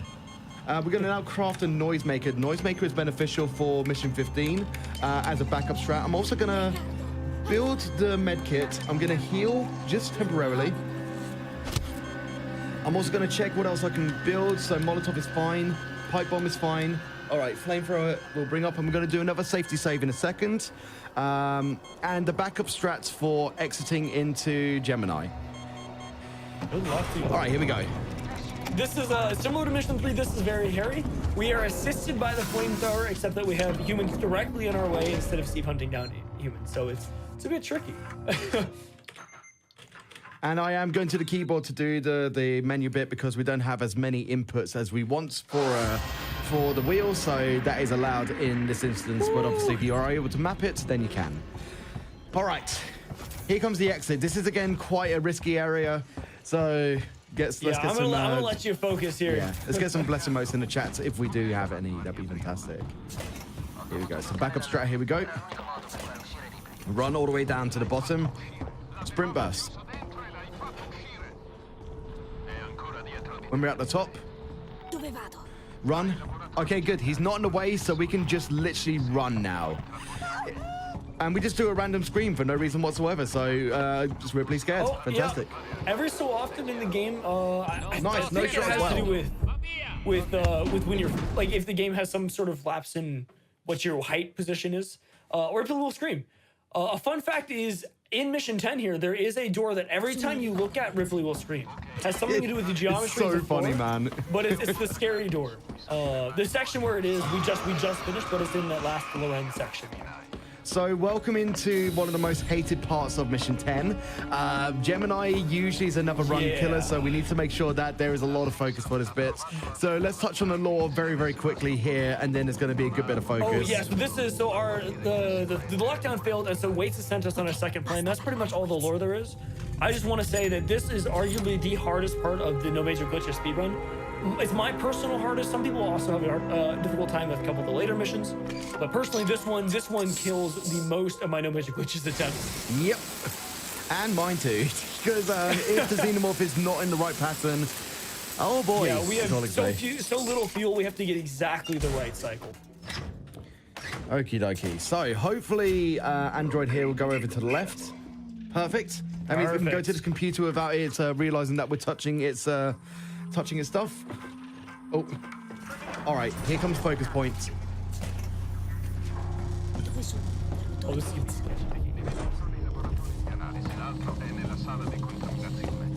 Okay. Nice. So those were the little flame bursts that we mentioned there. We just want to literally tap it really, really quickly. We want at least 3 to 4 flame bursts to make it go up vents as soon as it gets hit.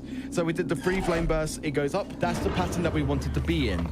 Now, there is extra patterns that you have to do in accordance to all of this, but again, it's a bit weird with the steering wheel, so I'm going to have to make some sort of like quick alterations for what I need to do. So you may see some not normal strats. I'm just going to go for it. Nice. Camera was favorable. nice, nice.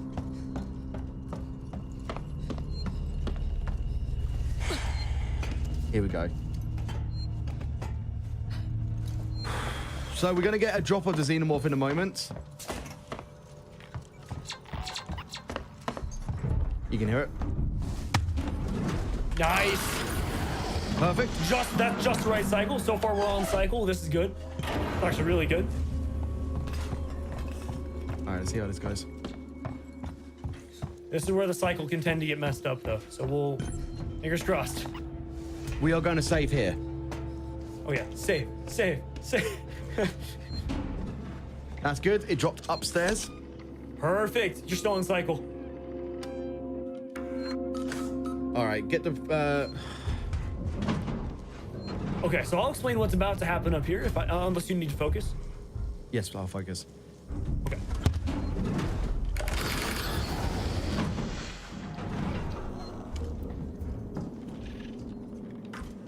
Okay. 1, So Nico has this. 2, 3, 4, 5. Beautiful. Oh, I knew that was going to happen. Oh, no, He that's dropped beautiful. far Never mind. too early. He dropped far too early that's there. unfortunate. Yeah, that can happen. So what I'm going to do instead of like initially hitting it is I'm just going to take a little bit of time because he actually dropped early because of how, how alerted he is essentially. So if we do this without flaming him first, that should be better. 1, 2, 3, 4, 5, 6. Very nice. The droid is dead. So what Nico just did there is that he pipe bombed the droid as soon as it left the thing. Reason being is that the droid is required to, I guess not required. Is it required? Required, or he's very essential to getting out of that room. Yeah. So there's a few ways that you can kill it. Maybe you didn't notice, right? But there's a few ways you can kill it, which is either revolver shooting in the head 6 times, I believe, a novice, or the pipe bomb. Yeah, the pipe bomb. The pipe bomb is by far the easiest and safest way, considering Steve. But you kill the droid, and then it basically kind of soft locks you. Yep. And so what happens is the devs, knowing the soft lock exists, if you kill the droid, the doors just automatically open. You see this glitch as well in Portal 2 runs, and I find that really cool that some of the glitches can kind of go one after another. Like use a soft lock prevention, and you make yourself go fast. All right, so now that the dialogue is finished, we're now going to be actually sprint bursting again. Essentially, the AI of the Xenomorph starts as soon as that dialogue is finished. Now, again, this is another major focus moment. We're going to be looting the body to make sure that everything is all good to go. So, Dre, it's time to take over. It's time to take over here. Absolutely. So this is this section as well is very, very important on the cycles. And you'll see especially we need Steve to drop. There's a certain vent we need Steve to drop from and enter back into at the bottom of this ladder that we're about to see. And in order to get him to come out of that, just to be sure, we're going to shoot a revolver and smack the door and just wait. It is much faster to do that than to not wait, try to run past it, because we'll have to flame Steve considerably more times than if he just up vents up here. It's very unusual why he stays up in the vent so long if we flame him here, but nonetheless, it's super essential for the speedrun version of this. Of course, we don't have to run, but if we don't have to run, we're not going very fast. So. All right, so bad pattern. So we're going to try to make him bent down by whacking this area. Unfortunately, we weren't able to make enough noise. Yeah, sometimes just RNG where he is, and we need to kind of usher him so he's on a what is it called? I think it's like a set cycle. I almost spent more priority turning on the fan speed of my AC over the drop of the Xenomorph there. Oh gosh. So actually, a question on the Xenomorph really quick. Sorry, what's that? A question on the Xenomorph. Outside the flamethrower, is there any way of getting rid of him? Absolutely, yeah. So intended ways other than the flamethrower is Molotov, right? It has another big burst of flame. Also, there's red canisters. Look when Nico turns around at those red canisters. Right there. Oh, also a good time for a safety save. Yeah. If you shoot those red canisters with a revolver, those also explode in a plume of flame, and those will also scare Steve away. You can also handle Steve a little bit. If you shoot him with the shotgun, it will stun him long enough you can run past him. Now, he's going to keep chasing you right after that, but it will stun him. And let's see here. A pipe bomb will stun him. And finally, there is I learned from our friend Nico and my friend Democules, there is a way to kill Steve as well, technically. Oh, no, I mean, that's why we do the safety save. That's why we do the safety save, my friends. There are some doors in the game that Steve is unable to open, no matter how hard he tries, and if there's no vent in the room. Basically, if he gets in that room, but he can't get out, and you flame him such that he's looking for a vent, he will just despawn instead. Now, a new alien spawns, so it looks like he just teleported, but it's still really cool. You do technically kill the alien by exploiting this bug. We don't use it in the run, though. It's far too slow. He's coming around here. All right, quickly.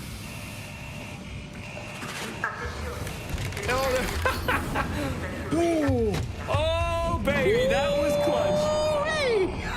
Nice, so now you can just run to this door. That's perfect. Sketchy, but perfect. Absolutely perfect. Absolutely intentional. So what Waits was having us do is, this is a part of the space station that actually ejects from the space station.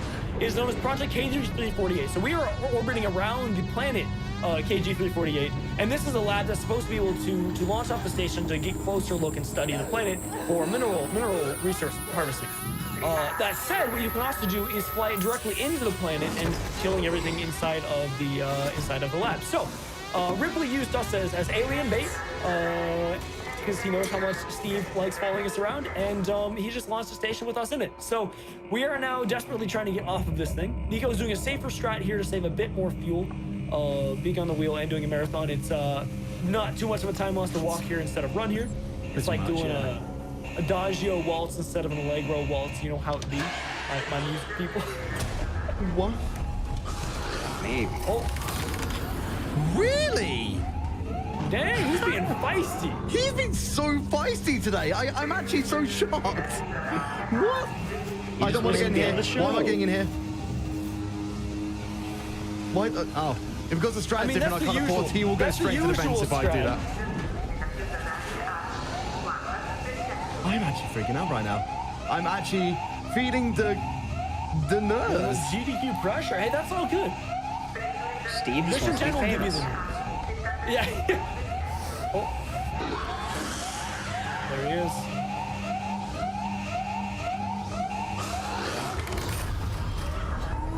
Can you trigger the cutscene? Oh my gosh. So, for those of you guys who didn't see what happened, Nikoheart just ran out of flamethrower fuel. That said, as soon as you hit the activation for this cutscene, you're safe, right? You jump in. The door just opened in time. We stunned Steve just long enough without the fuel that we stunned him just long enough. Nico was able to hop in the cutscene and get away barely on time. That was literally like a perfect transition from the what the cutscene's supposed to be. My poor Oh my gosh. And that concludes a very successful mission 10. Yeah. In all fairness, that wasn't bad. That wasn't bad. That could have been it was a one death mission 10. That was awesome. Like we had so much worse luck in our practice. So oh gosh, I think we spent like an hour in mission 10 on our practice. It was unfortunate. So we are redeeming time from our practice. So we should be able to reach estimate right now, I reckon. That was crazy, dude. That was hoggers. So if you enjoyed the tensiveness of that mission, make sure to come over to twitch.tv/Nikoheart. The cheeky plug. I got you. All right, so let's continue with the lore. So essentially, we've been heard from the lovely friend that is the Marshall Ways, who's the person who initially got us locked in KG in the first place. That whole bit there, he was the one who intently trapped us to try to get rid of like the threat and us because again, lovely people.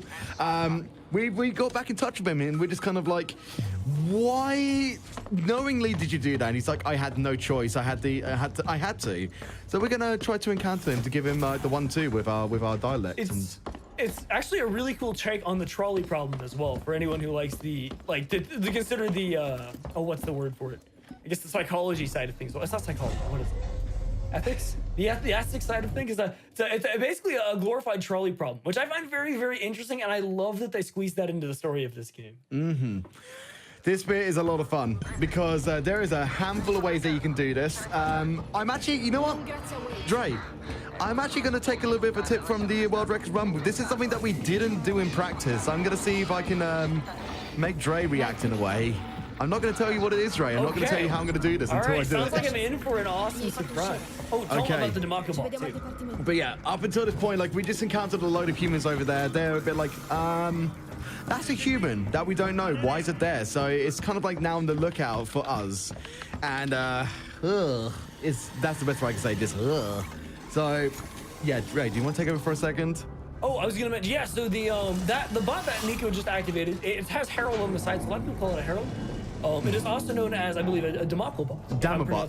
So you might be actually seeing him in the chat there earlier on. Sorry, I'm going to actually interject here. That's why I said, Nico, you should cover this one. Yeah. There was actually a person in the chat earlier on you might have seen by the name of Damocles. Damocles was actually a QA tester for this game, and he basically said, why does this bot here, which is kind of like important for us to get in one place or the other, why does it not have a recognition on the tracker?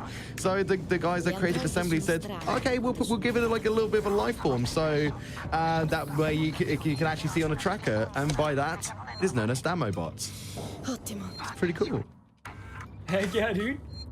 All right, so for now, I think it's time to take over because there's a little bit of focus going on.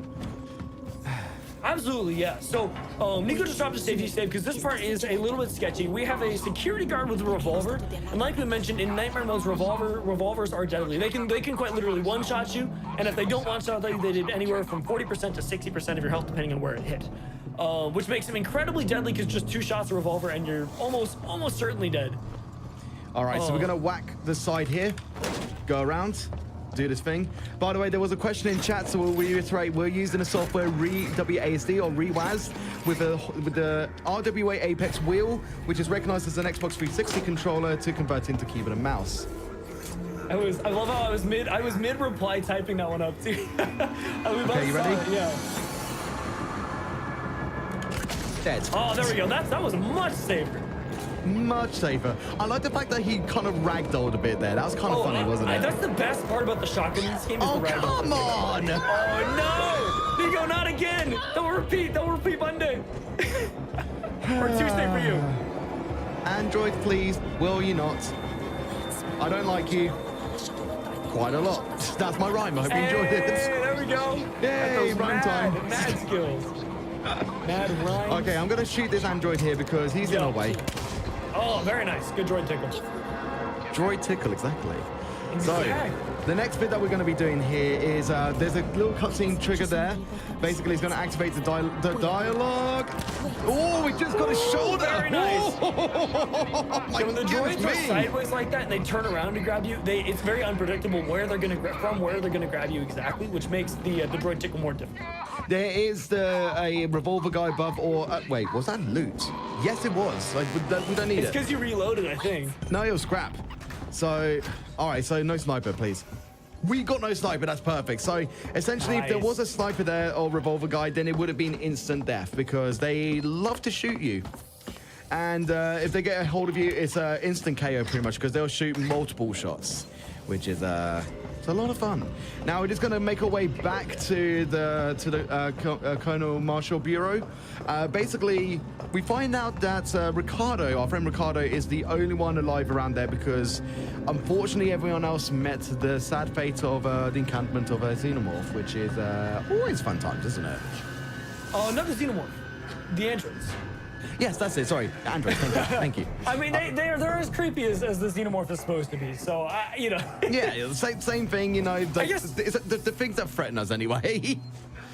Yeah. Oh gosh. Yeah. So the androids that we're dancing with, and kind of part of the lore as well that I think I left out by mistake, is that the androids are very, very hostile. So Apollo is in the alien universe. This is a very it's a dystopian universe where an AI controls basically most of everything that goes on, at least commercially. Again, I don't fully know all of the lore, and so if I say something wrong, everyone, you're welcome to correct me. But yeah, so the AI control is very, very controlling of what a lot was going on. So the AI of this station is called Apollo. There's different AIs at different places, but this one's Apollo, and Apollo does not like what we're doing. That we got the alien off the station. It sent the droids to be full hostile mode. We are now a threat to the core engine because it's trying to protect the xenomorph. And so the droids, because we launched the alien off the station, the droids have gone into full hostility mode and are killing everything on sight. All right, so I'm gonna get my revolver now. So I'm not gonna shoot the android that's to our left. I'm actually just gonna keep on running, and there's a reason why. Because depending on how far you run and how fast you run, you can actually make that android not occur like in this area at all. So we'll see what goes on. So we'll see what happens because we can either have one or two androids that we'll have to be dancing around with in a moment. And what I mean by dancing around is that we don't really want to waste too much ammo, but if we have the ability to, we'll just kind of, you know, play Ring Around the Roses. Okay, this is a little bit awkward, so see how this goes. Phew, okay, that was a risk of being grabbed there. So now we just want to, like, run around. There's one little box here that we can loot, and then we'll make our way into Mission 13. We actually managed to catch up in a little bit of time, which is... I'm glad. I'm glad. Yeah, runs started a bit rough, but we're making it really smooth now, which is awesome. So, like, the unfortunate that was like Mission 2, like that literally can happen to anyone. I have never encountered the bad luck of the human, like, turning around, the first human turning around with the flare. So, I'm glad that everything else is falling into place. Yeah, this is going very smooth. Okay, so it should be opening now. Perfect. All right, into Mission 13 we go. Nice. So again, welcome into Games on Quick today. Welcome into Alien Isolation. By the way, this run is Nightmare, no major glitches. So Nightmare is one of the more difficult categories that you can run. There is no like HUDs, there is no health. Basically, we have to use damage values to kind of calculate what health we have. So there's maths that goes involved with this as well, but we are limited on loot, we're limited on the fuel usage. It's an extremely tough run, and adding that with the steering wheel just makes it just a joy to play. So I think it's time to talk about some lore. So Dre, are you happy to talk about Mission 13? So our friends, so the only survivor of the great droid, the droid attack, I guess, the droidening, is our new friend Ricardo that we met in Mission 10, and Samuels and Taylor are our crewmates. Other than that, no one else survived. So we are now trying to track down Samuels, who went to Seeks and Synthetics, and what he's attempting to do is talk to Apollo, the AI that I just mentioned. He's trying to talk to Apollo to tell Apollo, hey, we got this creature off. The creature is no longer on the station. Open up comms again so we can contact the Taurans, the ship, how we got here, so we can tell the Taurans, hey, pick us up, we're ready to go. We want off. There's a creature on the station.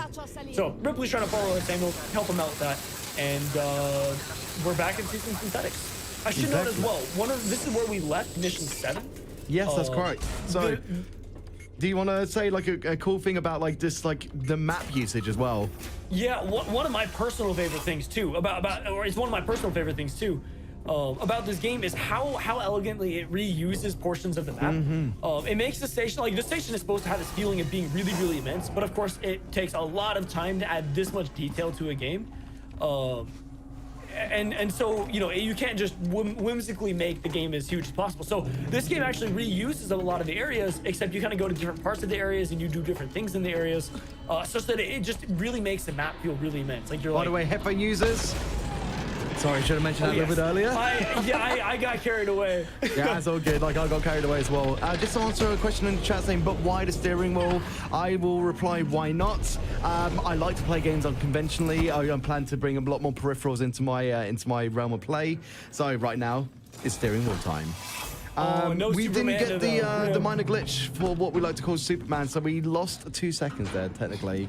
If we did the Superman, the camera would have technically been unlocked and unbound, so we would actually go over the points of that little view there, and we could have got to that vent a little bit quicker. So, sorry. Okay, it's lore time. Lore time. Oh, yeah, actually, we just hit the right end of the lore right there. That was perfect. So, strategy-wise, Nico's gonna take out his flamethrower. Oh, wait, actually, I think it's empty, isn't it? And we're gonna very kindly suggest to this android that he doesn't grab us. That one is one that will grab us if we walk by him. By the way, some of the androids laying in the ground will grab you if you didn't know. So we're gonna kindly suggest that he doesn't. All right. So we got 3 of these, well, technically 4 of these terminals here that we need to turn on. When we get to the second one, it's actually going to turn, like one of the droids are going to activate. So we have to do everything quickly now. So, turn on this one. This is another timing dependent mode here. Exactly. So, turn around. We're going to get into the third one here. Now, there might be some loot down to the right, but there isn't this time. So, we can actually progress over to the left one. Now, we're going to be expecting one punch over here. So, if we did things in the right timing, we'll get just a punch and we can run. There we go, there's the punch. So now that it's swung its punch, it's kind of like a little bit like debilitated of like moving like towards us. Okay, that was weird. I don't know why it didn't let us move correctly there. We're now, do you want to talk about this little cutscene here? Yeah, we got a little more lore going on for the context. So we just see Samuels, he's through the vent. And as you're gonna hear, Samuels is asserting his dominance, right? He doesn't have time for the androids to tell him that, oh no, you can't see Apollo right now. He's man on a mission. Just like we were in mission 6, Samuels is helping out, which I also really like that our friends are actually doing stuff in the game as well. A lot of horror games are like, oh yeah, your friend is your enemy, your arch nemesis. Your friend does nothing. It's literally you do everything. But no, Samuel's just taking charge, and so we're still following him. I'm gonna take over here quickly. So this little bit here is very specific. So we're gonna go over to the third line, turn around, look at this guy in the face, shoot him, whack him, and then we're gonna grab the key card from him. And then we're gonna go around to the left. And hopefully not get grabbed. I mean, if you don't, then it's all good to go because like you've done everything in specific order, which will mean that the androids won't be following you through the door. You can use this key card to get through and boom, easy peasy. Yeah, that was really well executed too. I still struggle in that section on the wheel. It's pretty tough. It's pretty tough. Like you have to be very quick and make sure that your reticle is directly on the head. If it's a little bit off, then it won't get the full force of all of the radius of the shotgun blast. And if you try to kill it, it will still be alive. And when that happens and you don't save, you have to go all the way back to the beginning, which is a lot of fun. A lot of fun. Because we've already had a few unfortunate situations where we've had to go back to the beginning of the mission. You can understand the same situation is just joyful, isn't it? Oh yeah. But hey, I mean, things are looking up so far since our mission 2 and the soft lock. So we do need to be careful here because these little ice blasts do take a good quantity of damage. I think you know the exact value, don't you? Yes, so every blast, if you get a full blast at the very least, it'll do between 12% and 14% of your total health.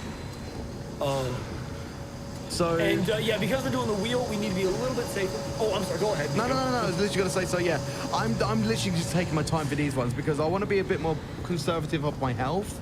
I mean, it's not a bad thing to use up your med kits, but it's still good to be a bit more, you know, observative towards the lack of health that you can see because, again, we have no HUDs.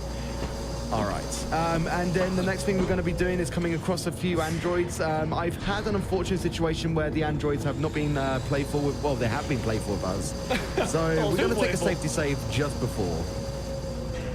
But yeah, do you want to talk about what we're going to be leading up towards? Because there's a good bit of lore coming up very shortly, which is going to lead into the whole course of what we're doing in Mission 13, basically.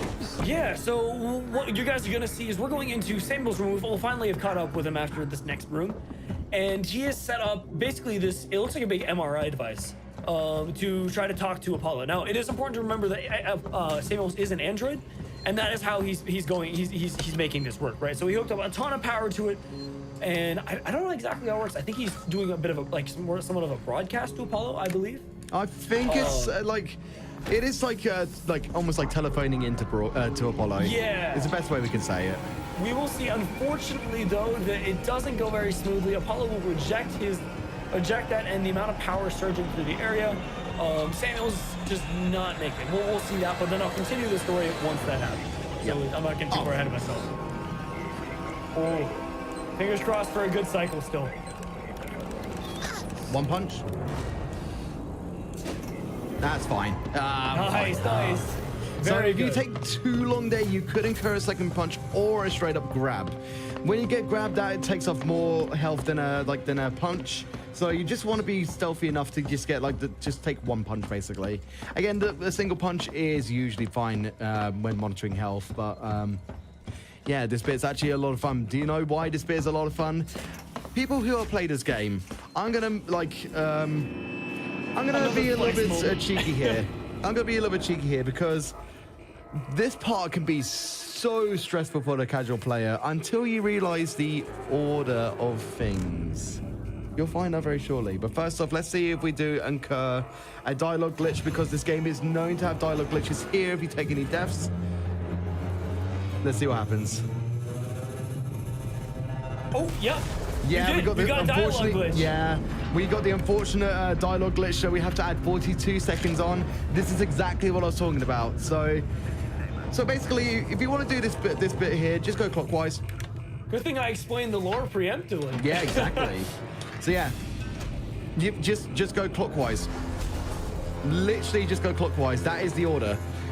You guys would have had to go by color, and then at one point you get this red bit, so you can't even see the color. Just go clockwise. Easy peasy. Easy peasy.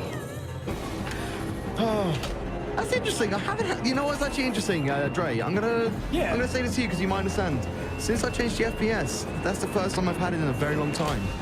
Very interesting. Yeah, because I usually have my FPS on 140, but because we changed it over to 275, I want to show you guys a cool 275 FPS strat that we can do. Yeah, Mission 17, baby. Yeah, so that's the first time I've had a dialogue glitch in a long time. So funny you mentioned that because I recently changed to 140.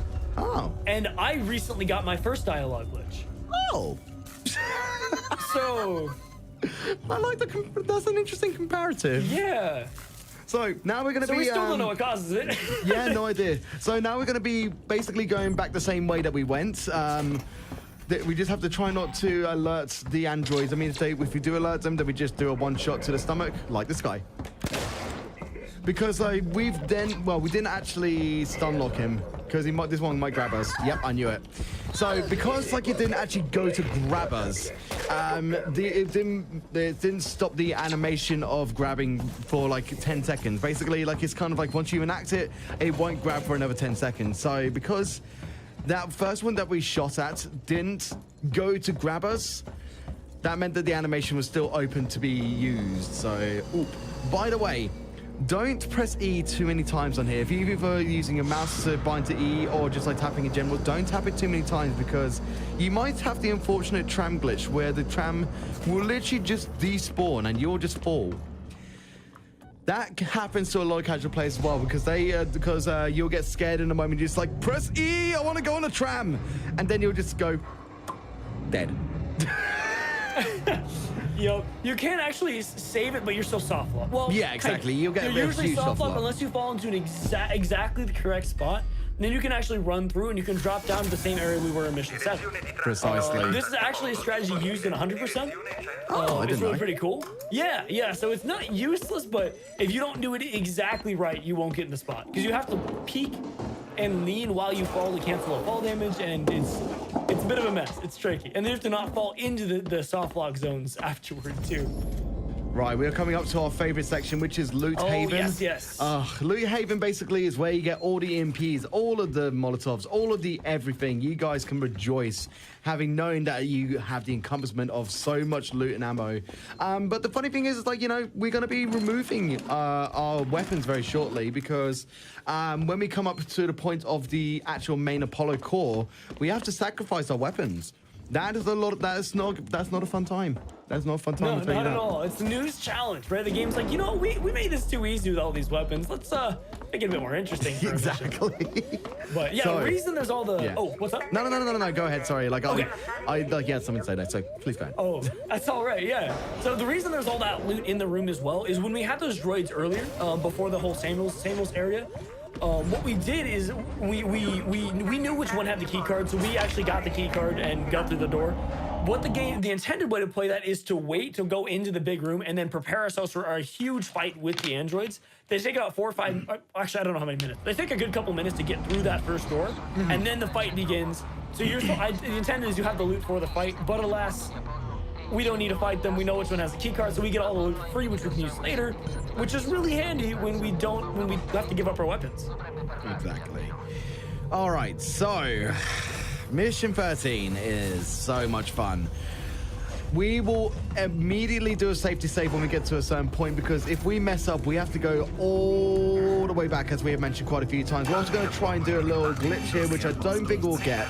If we don't get it, we're only losing like a couple of seconds because we want the door just here to open up a bit quicker. We didn't get it. Honestly, like, it's harder to get on the wheel, so it's not too much for stress. But we're now trying to, like, again, we have to sacrifice our weapons because this is the most, like, secure part of Apollo.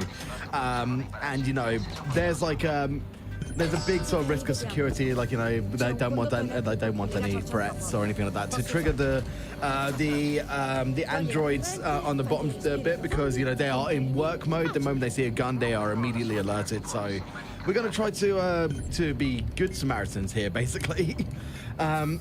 This bit here, we have to do this in a specific order. This little terminal we're going to be hacking in a sec is going to unlock the terminals on this side. So you see down there, like, that's actually like all kind of like turned off in a minute. This is now going to basically turn it all on. And on the other side, it's going to open up the door for us to get into Apollo core. Well, the server rack for Apollo core. I'm trying to think of what the next bit is. I think you know what happens next, right? Oh, yeah. I think I zoned out for a second. I think this bit here, like, we don't normally like have like the much to say because it's just kind of like, get to the Apollo core.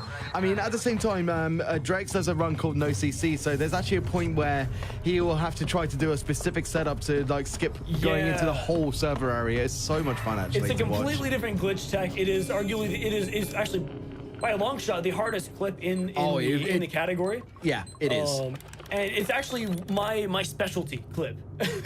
I'm still so impressed, like, every single time you do that. It's so hard to pull off. I've managed to pull it off myself once in my time of learning, but, it's a skill set to learn. It's a huge skill set.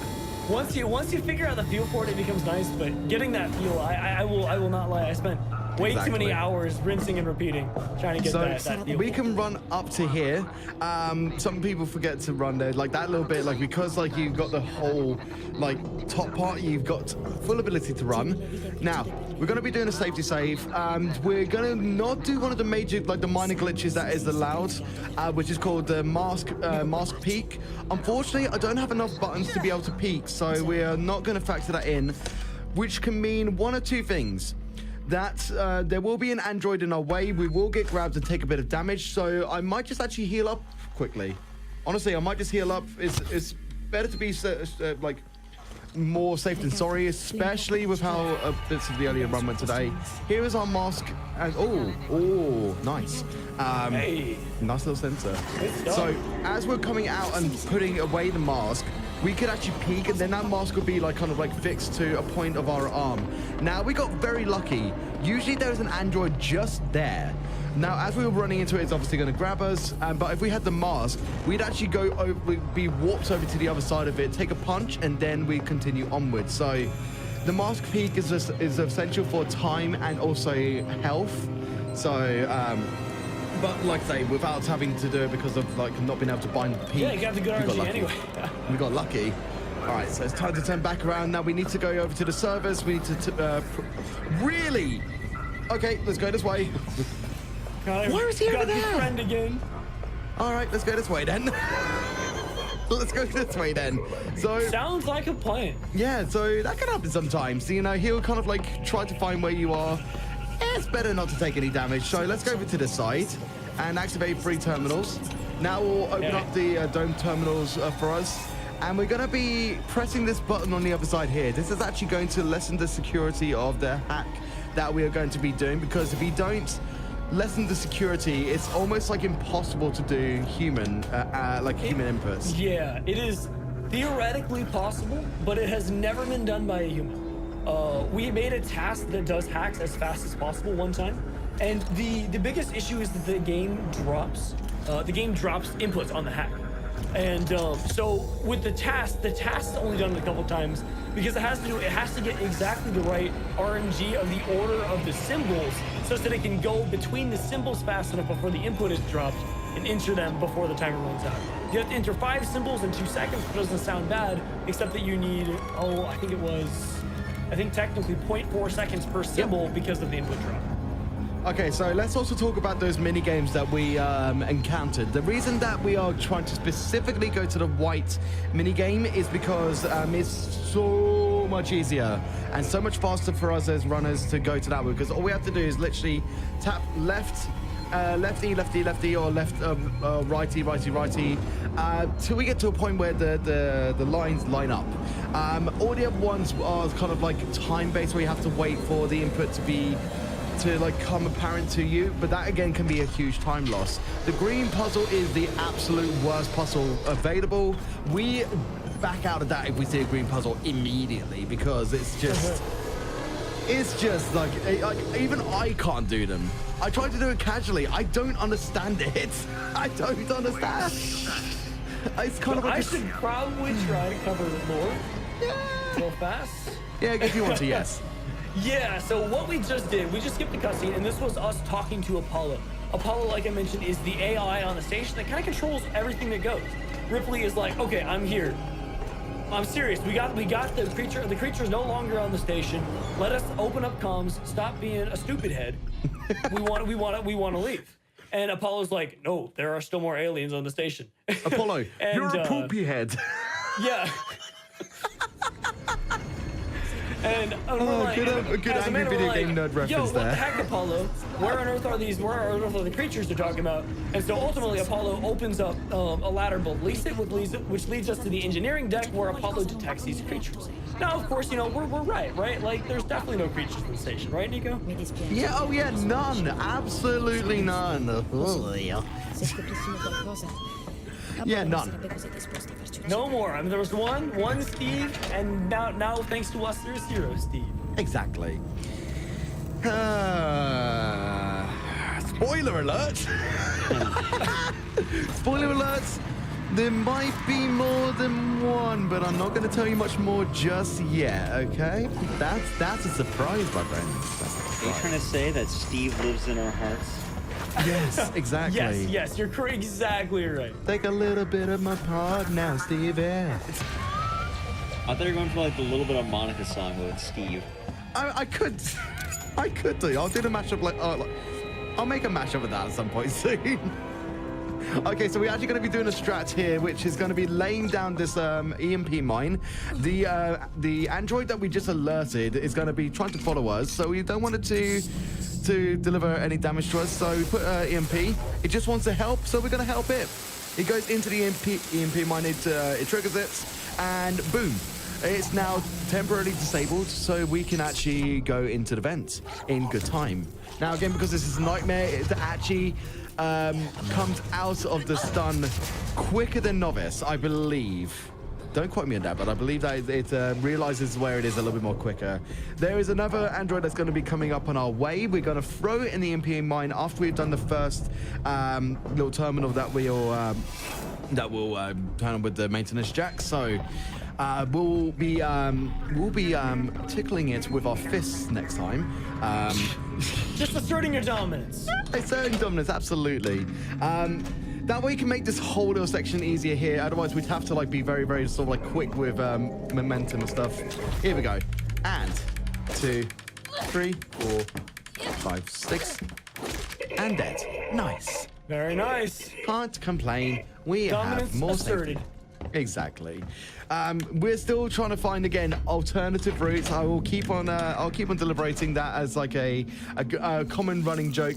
Alternative routes towards getting to the Apollo core, because again, like everything else is like kind of like cordoned off for us. We need to get from A to B, but we have to find the C route because video games, right? Yeah, the door right behind you. If we walk in it, that goes exactly where we need to go. But of course, everyone's allowed in the door except for us. Exactly. So we need to bring up this little car here, and then this is our alternative route. This is our alternative route again. Like again, it's funny because I mentioned this in our practice the other day, alternative routes, and then I just kind of realized there's a lot of alternative routes in this game. Yeah, oh for sure.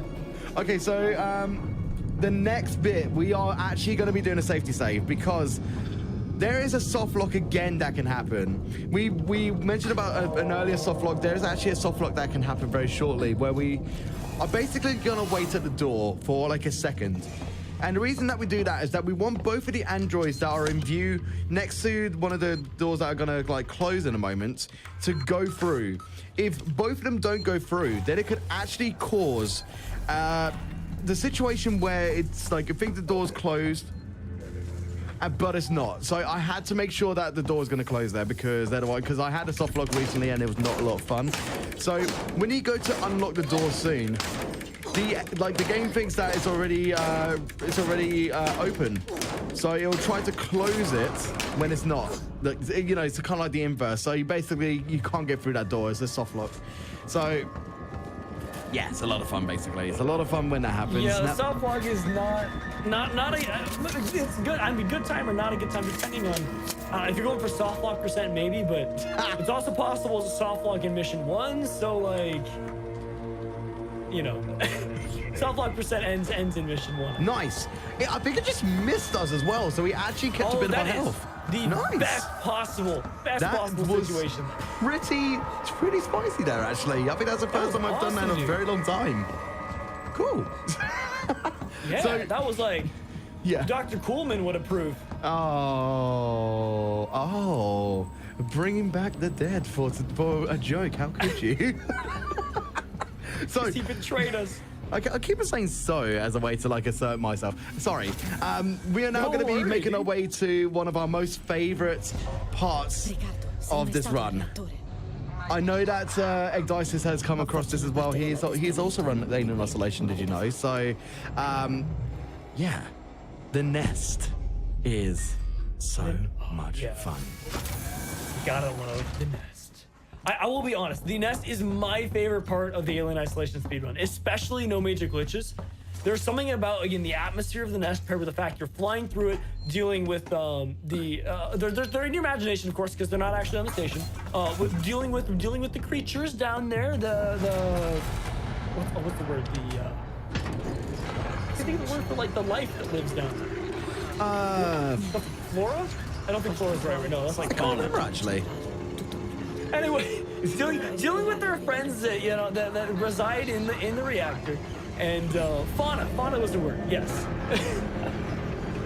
and just between that and the atmosphere and the strategies that we use, just kind of back to back, it's a whole lot of fun. It's very difficult. Get out the way! It's a great time. Oh no, the cycle might be messed up for that guy. Yeah.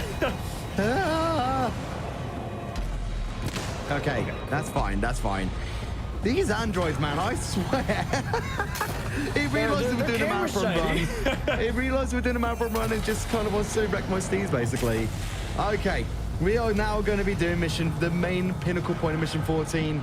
This again is a run killer. So this area is going to bring back the flamethrower because, again, we sacrificed all of our weapons earlier and now we've got our weapons back. GG, good times.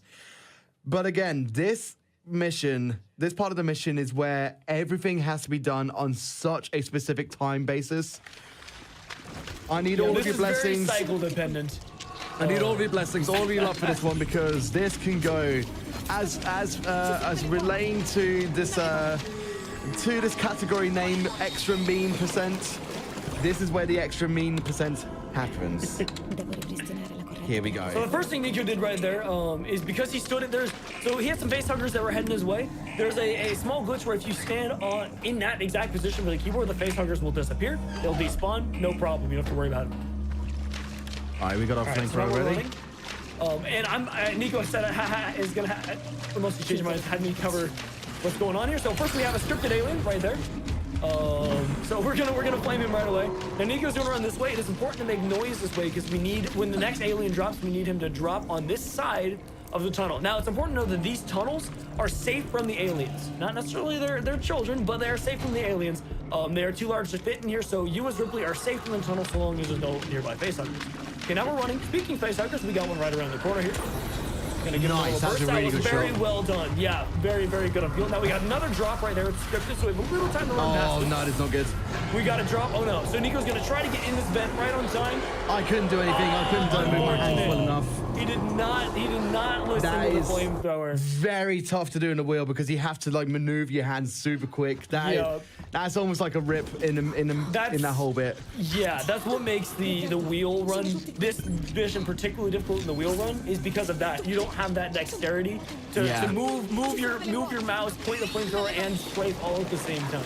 Exactly. So it's very rare that you'll get like a double drop, but again, it's just the luck that you get sometimes on marathon runs.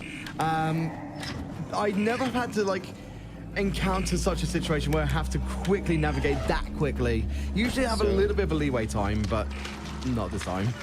So Nico, would you say that the alien put a boot on the run? It did more than just put a boot on the run. It hurt my feelings.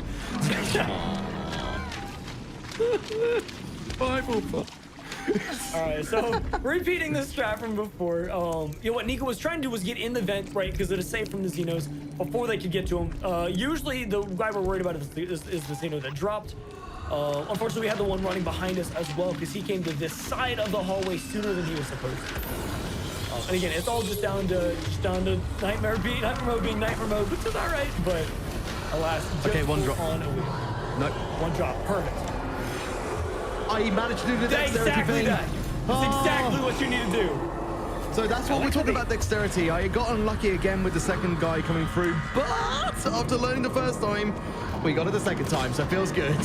All right, so heck yeah, dude, that was fantastic. Some more strat. Nico just shot this panel here. The reason is because the aliens cannot crawl through that vent, and there is no vent entrance into this room, i.e. it is completely safe from the xenomorphs despite its intimidating looks. So by shooting whoever in that room, the xenomorphs will vent trying to get to that room. It's just part of their AI, how they work. And because of that, now we can safely sneak behind this guy here who is... Why are you going that way? Well, he was scripted until it got weird. Yeah, okay, here we go. I'm going to have to think of some backup strats, maybe. I don't know. I think you're good so far. Looks like you're good. We'll see. And Nico's gonna have to listen here. I can't hear his stream, so I don't know what he's hearing right now. But yeah, we're gonna try to rush these levers. Yep, go for it.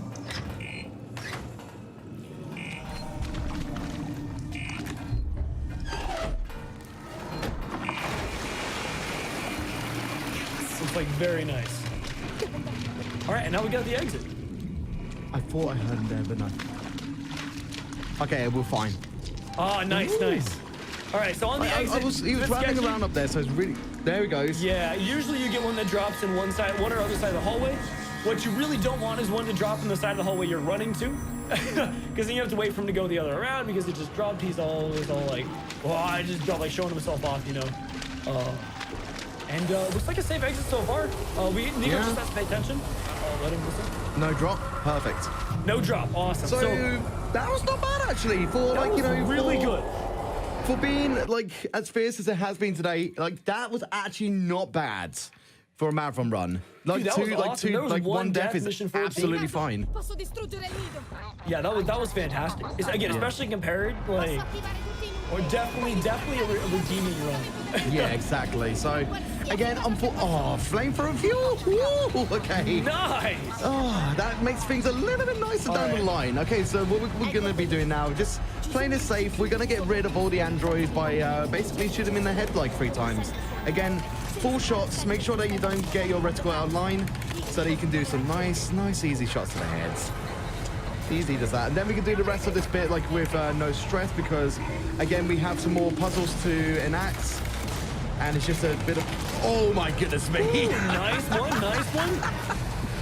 Yeah, so it is worth noting this is the safer strat, just kind of like mission 7. It makes so much more sense on a wheel where you have limited dexterity, especially to do things like the mini games.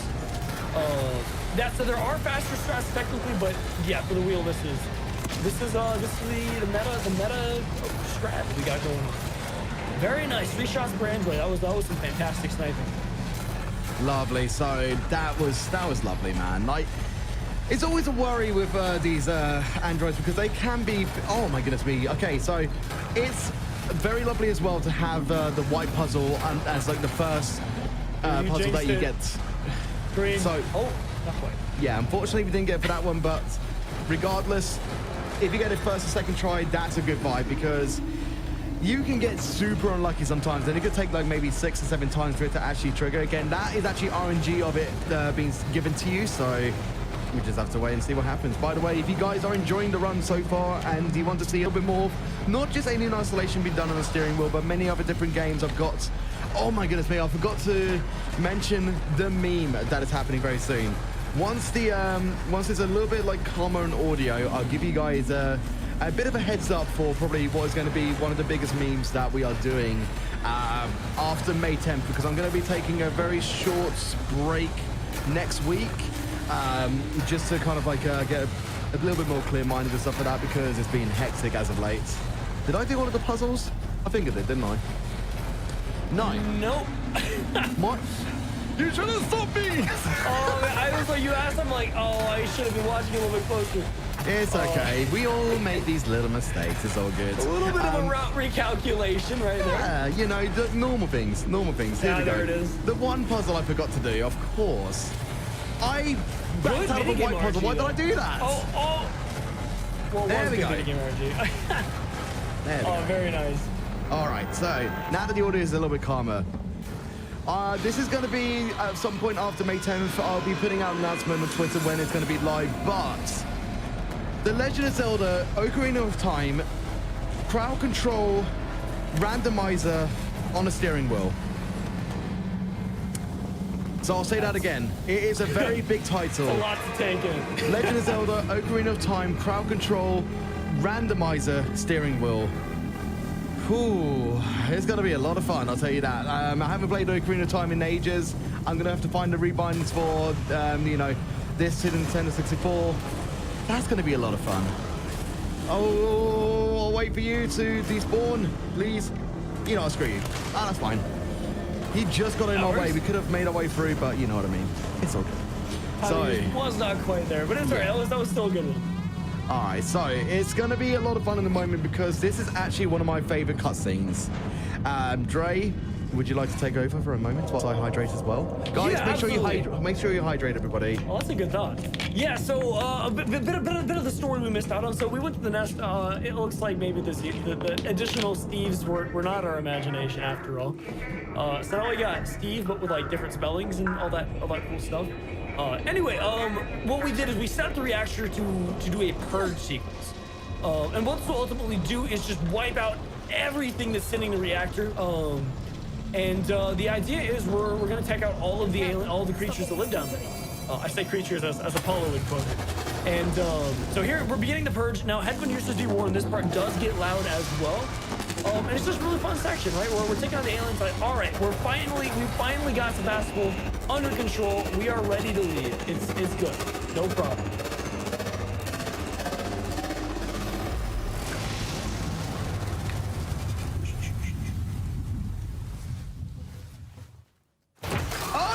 Jump scare!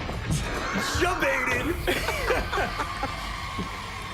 So instead, I want to know first off, in the kinda... GDQ chat, who jumped? I would love to know who actually jumped there. Okay, so... Yeah, instead of getting rid of the aliens, we just kind of aggravated them and we destroyed their homes. So now they're going to invade the rest of the station instead. Very, very friendly. We'll craft a pipe bomb.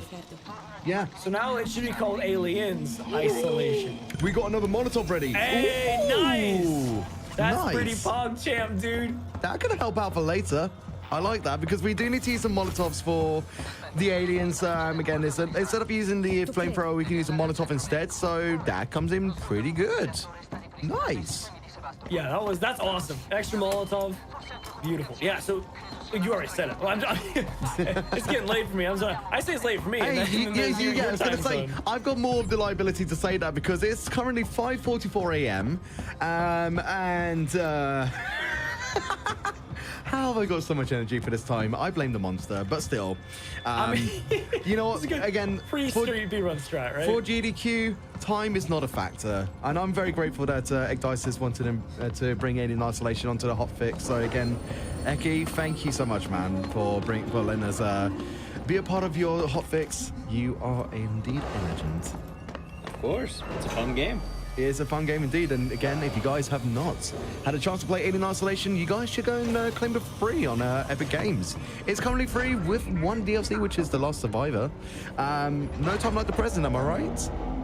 No time like the present. Yeah, actually, that's a very good announcement. It is free. You just grab it from the Epic Store, no cost to you. You get to play it. I think it also includes the wait, you just said that. Yeah. I'm sorry.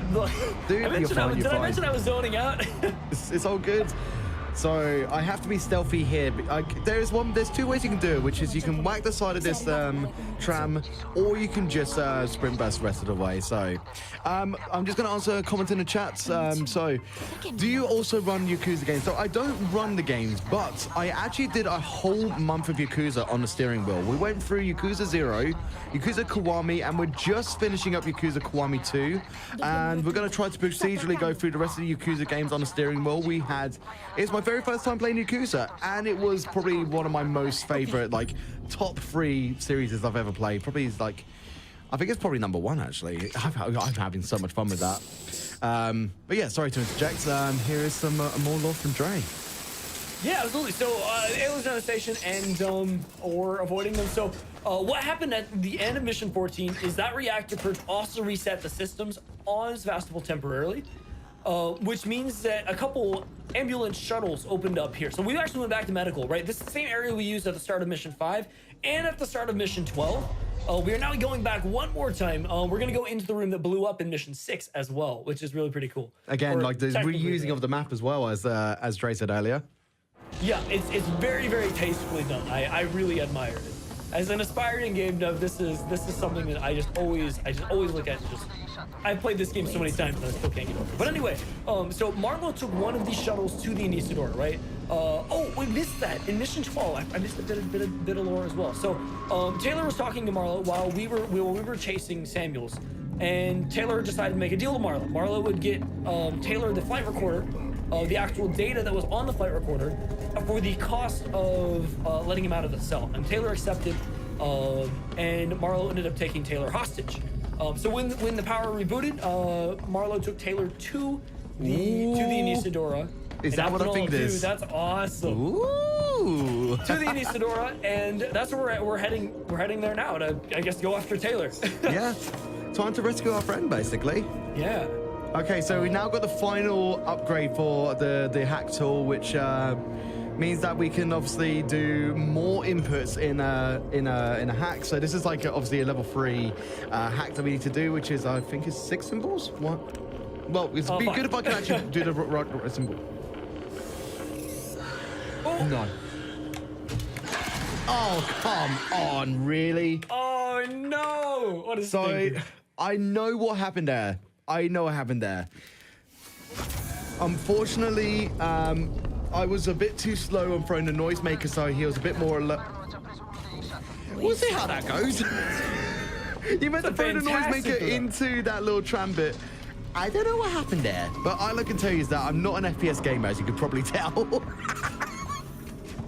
Hey, that's all right. Neither am I. That's why we speedrun Alien. Exactly. I mean, it is still partially FPS, but at the same time, the aiming on the steering wheel is not as accurate as a mouse. So you know.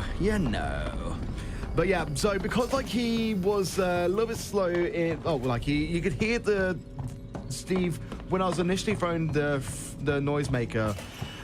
Just kind of like misaligned the patterns and stuff like that, and plus I was slow on the hacking. I just needed to be faster, basically. That's pretty much it. So let's try and do this hack again properly, shall we? Absolutely, yeah. Yeah, like, you know, as intended, gameplay intended. Okay. Oh, come on. Almost. Tier 3 hacks are really annoying because you have the smallest window for where you can actually activate the hack too. That's why you saw Nico going back and forth, because on the wheel, it's so hard to get those precise inputs. There we go. So we're now heading over on a medical shuttle bay to it's the Inisadora, isn't it? Yeah. Yes, the Inisadora. Yeah. This is Marlowe's ship, or I don't know if Marlowe owns it, but he's on there. He's on there. So we've got to do a few things when we get into their first hand. Is as you can imagine, Marlowe's trying to restrict us from getting to him. He wants to make sure that like there is like essentially power cut off, and we have to re-engage the power and stuff like that. Again, finding the alternative routes into re-engaging power. Marlowe is not a nice person. He's not a nice person. So when we get in and we re-engage power, we've done the key code, which code I remember this time, Dre, is a 4510. I don't know what I did last time. Did I do 1851 last time? Yeah, you tried 1851 last time. I'm going to save it first, because... Good thinking. Yeah. It does not auto-save after you get out of that. Yep, it does not auto-save, so if you die, you go back to where you have to throw the noisemaker, don't you? Yep. Because it auto-saves to the top of the elevator, but not at the spot that makes any sense. It drives me crazy. There is a chance that you could take an easy death, because there is a surprise facehugger on the floor, and sometimes the flamethrower doesn't want to work, and I end up... That's all I can say. Oh, wait, hold on. Oh, almost. Almost. I have to wait for a second there. The reason that I have to wait there for a second is that if you go into the terminal too quickly, sometimes it will actually kind of like give you a blank screen, which is really, really annoying. Okay, let's see if I can get the outer body bit here. Yeah. Let's see if we can do it. Oh, we did. We got it. Nice. 360. Yeah, so this, you can break your camera on this one if you're fast enough. I love that. I'm glad I got to show it off in a marathon, actually, because that is one of the funniest things. You could do a second 20 in your body, well, on the wheel anyway, but if you were on the mouse, you could go ham on the spin. Oh, yeah, it looks very crazy. I can slide my mouse across my desk, and it's just... It's so funny, but... You know, we had an out-of-body experience. Again, we are finding an alien on board a ship. That is kind of out-of-body experiences, isn't it? Oh. Yeah, a little bit. Question, how are we looking about on the, I guess, matching of the estimate and all that? I think we're on pace right now, honestly. I think we're looking really good. Yeah, we could even maybe get a little bit earlier if the next few missions go well. Mission 16, Mission 17, Mission 18 are just you know, nightmares, especially a nightmare, but they are so tough. So, like, we'll see how they go. If they are roughly heading up well, then we might be okay. I should really re-engage my splits so I could see, but I'm not going to do that now. All right, so here comes our support. Sorry, go ahead, Egg. I say, after this mission, we might be able to stretch our legs. Yeah, absolutely. Oh, yeah. I thought I was going to... Oh, that's a good example. That's a good example of the one major spot to die on this mission. Remember that thing I was talking about? All right, there it is. Rest in peace, fuel reserves. Hey, good save. Good save. Good save. I've lost my heart too many times today. On again? I just think, you know, this is going to be perfect time for a break very soon, so I can regain my breath after that. Would you say the face hugger was extra mean? Extra mean. Extra mean. Also, we had a nice replay, by the way, of the out-of-body experience, I believe. Oh yeah. I don't know if I missed that. Oh, yeah, out of body. Sorry. I thought you meant like it was shown visually, but it was shown visually by my facial reaction, so that's fine. So. No, on the stream we always have the, like, kind of how we have the camera effects, we have the action replays from Richard. Oh, no way. And they show up every now and again, so like chat sees them a lot more than we do, because we're just seeing the run. I missed that, damn it, I missed it. I'm gonna have to watch the VOD back. Okay, so I think this would be a good point for, well, if I can, yeah, this would be a good point for a breakdown if that's the case. Yeah, we can more than happy to do that. Actually, now that I'm thinking about it, we're gonna miss the crucial fun. So when we get into mission 16, I think we could do that, right? Yeah, but if you want, like, we can wait till any point and just... Yeah, we'll continue for a little bit, and then say, sorry, if the time is still going, keep up, we can resuming the time. Yeah. Reason being is that, like, the whole lead up into this next situation is a lot of fun. So I don't want to, like, stop the momentum of the fun too much. So, oh, wait, did we get the audio glitch? Yep, we got the audio glitch. Wow, all right, that saves a lot of time. Wait, no, we didn't. Okay. Oh, no, never mind. So again, here is where another the dialogue glitch can happen, where, you know, we won't hear anything from Marlo or Taylor, and that will save a lot of time again. Obviously, we have to recount it into the time of the actual run. I can't remember how much it is for this one. Is it like a minute or something? This one's a little bit longer. I remember this one. I think about a minute and a half as a pee break usually. Yeah. So I assume you add about a minute for the dialogue glitch. Yeah, I something like know that. exactly. I've never gotten one in mission 15 though, so that's why I don't know. Yeah. Cool. So right now we're just waiting for Taylor to become a literal badass. I'm actually going to show you this little cutscene because I don't get to watch it myself quite a lot. So here comes badass Taylor. Back. Asserting her dominance as usual. Exactly. And she feels powerful and then powerless in a moment because behind her everything's overloading. So, you know, so we should probably help out with it not overloading, right? I mean, that's the plan. So that would be a good plan, I should say. Exactly. So we have to do 3 things in order to kind of like help with the overload. So we're going to tell Taylor to get one thing ready for us that will help us to do this one here. Then we have to hack to the right and then disengage the lever to the right of us. And then that should hopefully calm with the overload. Hopefully. I mean, yeah, it will, right? Like, Ripley's an engineer. She knows exactly what she's doing. Yeah, so, yeah, exactly. Oh, you got really close to that panel. It looks very funny. Here we go. And terminal. Like, I went like with my bindings as well. It's kind of like a hard stretch over to press the L with the L3 button, but you know what? It works out fine. So, overload sorted. Hooray! Yeah, it's saved. Game Ship over, is saved. everybody. We're good to go. Claps. Game's done. Well, about that.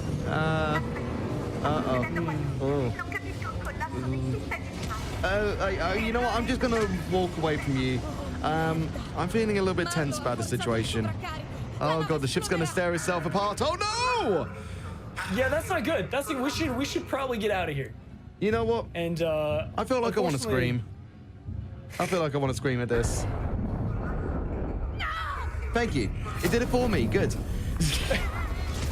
Literally, our one mission: escape, escape, escape. Go! Get out of this is exploding. Get out! So, Guys, this is normally where I play some Smokey Sonic-inspired music right now, so I can I'll recreate it. See if I can remember how music goes. No, I can't remember it. Oh no. I was gonna play some Sonic music in my head, but I completely in a moment forgot Sonic music. Hey, that's okay. It's a great time for PSA. Yeah, exactly. And Smokey the Xeno reminds you that only you can stop spaceship fires. God, Spread the word. Oh my Dre. God, oh goodness me, Dre. That I applaud you, my friend. I applaud you. Congratulations. I appreciate it. I'm glad you enjoyed. Probably the best joke of the stream, the best joke of the run. Claps for Dre. So again, we managed to get out of dodge just in time because everything is bellowing behind us. You can see the smoke catching up to us. We're body break. We're at. So we're into mission 16. This will be time that we can take a wellness break. So as soon as I press the escape button, that will be time that we can chill. So now I can actually pause the timer. Yeah, let's pause the timer. Try sneaking a pause earlier, but we're all good right now. Just as a just kind of a GDQ thing, we like to promote wellness not only for our runners, but for you, chat, for everyone watching. We like to make sure we can stand up, stretch our legs, and all that jazz. So we're going to quickly do that for a couple of minutes. We're going to be right back really quick with more Alien Isolation, so don't go anywhere. Take this time to grab water, stand up, stretch your legs, all that jazz. As well as a reminder, we do the GDQ Hotfix shows in the interim between events, and any kind of subs, gifted subs, Prime, all that jazz is always appreciated as it helps keeps the stream going. So we're going to be right back really quick with more Alien Isolation, so don't go anywhere. All right, we are back once again. Hope we're all back and nice and stretched. Nico, if you'd like to take it away, we can get right back on the climax of the run. Absolutely. So just before we get back in, don't forget, if you guys want to see some more of the Alien Isolation madness and other speedrun games done on a steering wheel, make sure you head over to twitch.tv/Nikoheart. And again, with my commentator, Dreyx, please go follow him at twitch.tv/Dreyx. He's also an Alien Isolation speedrunner. This guy over here. Hey, this guy. So let's continue in 3, 2, 1. Let's go. This is where this game will predominantly get so much harder. So Dre's going to immediately take over because this is where we have to do a lot of alignment of strats. Here we go. Yeah, so Nico's got to focus here in a little bit. So I'm going to try to get the strat. I'm going to tell you guys the strategy really, really fast. Nico is going to use a flare to alert a bunch of humans to his location, but not exactly his location. He's basically going to get them grouped together, and then he's going to use a Molotov to very quickly deal with them. The reason that this is important is that two of these humans have revolvers, which again in nightmare mode is very, very dangerous. They can one-shot you, and with two of them side to side, it's particularly bad. We also need to go back through this area with the same humans on the way back, but with Steve on our trail as well, so we need to get him out of the way. I will let Nico focus now because this part can get intense. Nice. That was a good throw. I think it went in a little bit further than I hoped for, so I think we're good. So basically what we do here now is you can see that little, that guy over there. He's now going to be drawn to the attention of where the flare is. So we want all the people to be like drawn over to the flare so we can basically just Molotov all of them in one successive go. So here's hoping that they got to the location that we want. Molotov are ready. All right. Not all of them. So that was a good throw. That was a good throw, but I think there's going to be another one just here. So we're going to throw at this guy here, maybe? Yep, that was the roll. I think you got that's him. just good enough. Oh, I think so. Let's get past this guy. Get out the way! Are you literally kidding me? Thank you. Ow! Oh gosh. I like how the machine guns don't do anything but like a revolver one-shots. Yeah, it's crazy. Like instant sniper. So I think the shotguns take somewhere like between 10 to 15 damage, I think.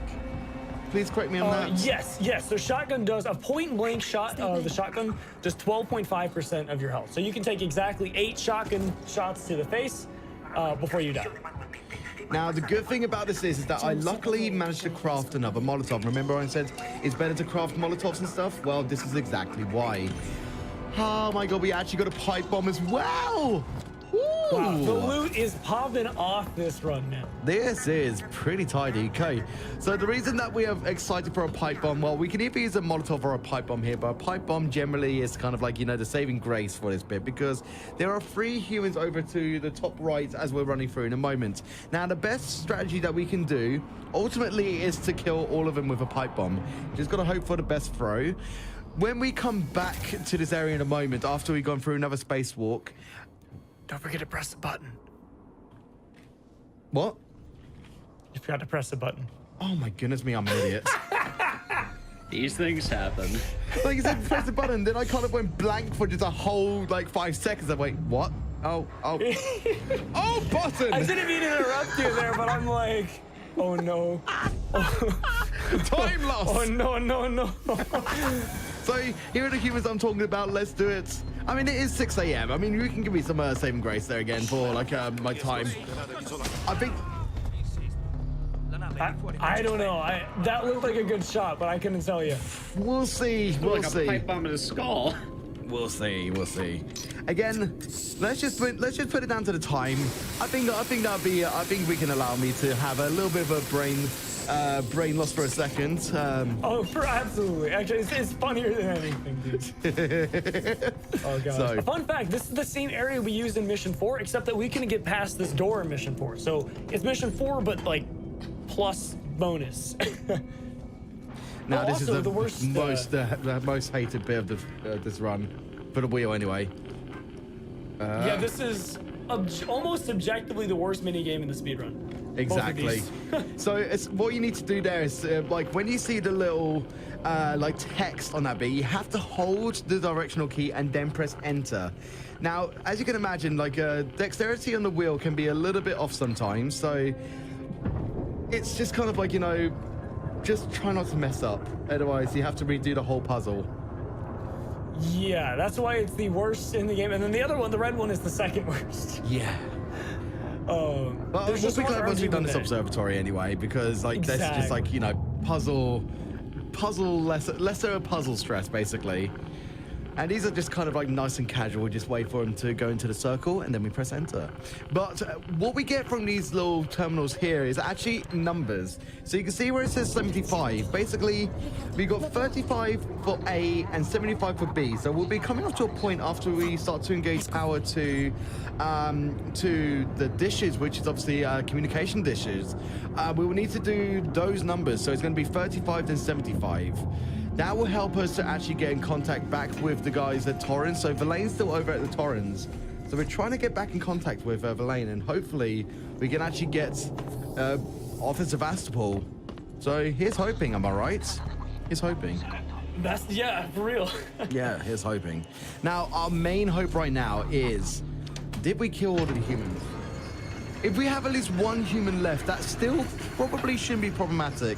If it's the lady that is still alive, then we'll probably have to flamethrower her just to make sure that she doesn't become, you know, prone to shooting us, because the lady is the one with the revolver. Again, she is just as good as a sniper as everybody else, so we don't want to be one-shotted. So we just have to prioritize not getting killed by a revolver. Easy, right? It's exactly. Like Dark Souls. Easy just peasy. dodge, bro. Yeah, just dodge forehead. So now we're coming up to one of the nicer sections of this run, which is as similar to Mission 9. We're back in space, everything's chill. So, Dices, do you have any questions to ask in this space of time?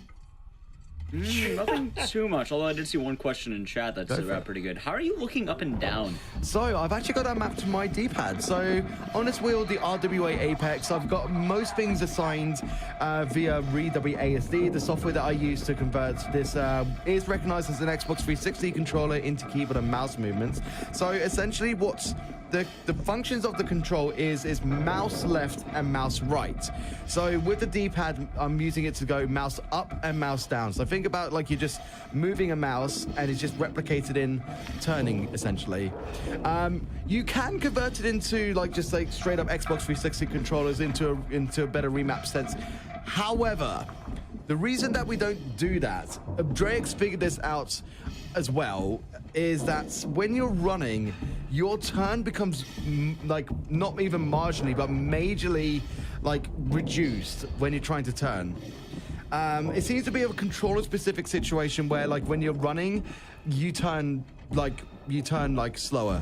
So when you convert it over to keyboard and mouse inputs, you got full reign of turning essentially. Dre, do you want to talk about your experience of like how yeah, absolutely. You figured that out on your record? There's two really weird mechanics that happen if the game is thinks you're playing with the controller, right? And what I was originally doing is I was using. I think I was using FreePie to change my you're wheel. doing a different program first before FreePie, if I recall. I tried auto hotkey, and I only realized later I couldn't send joy inputs with auto hotkey. So that's when I learned about FreePie.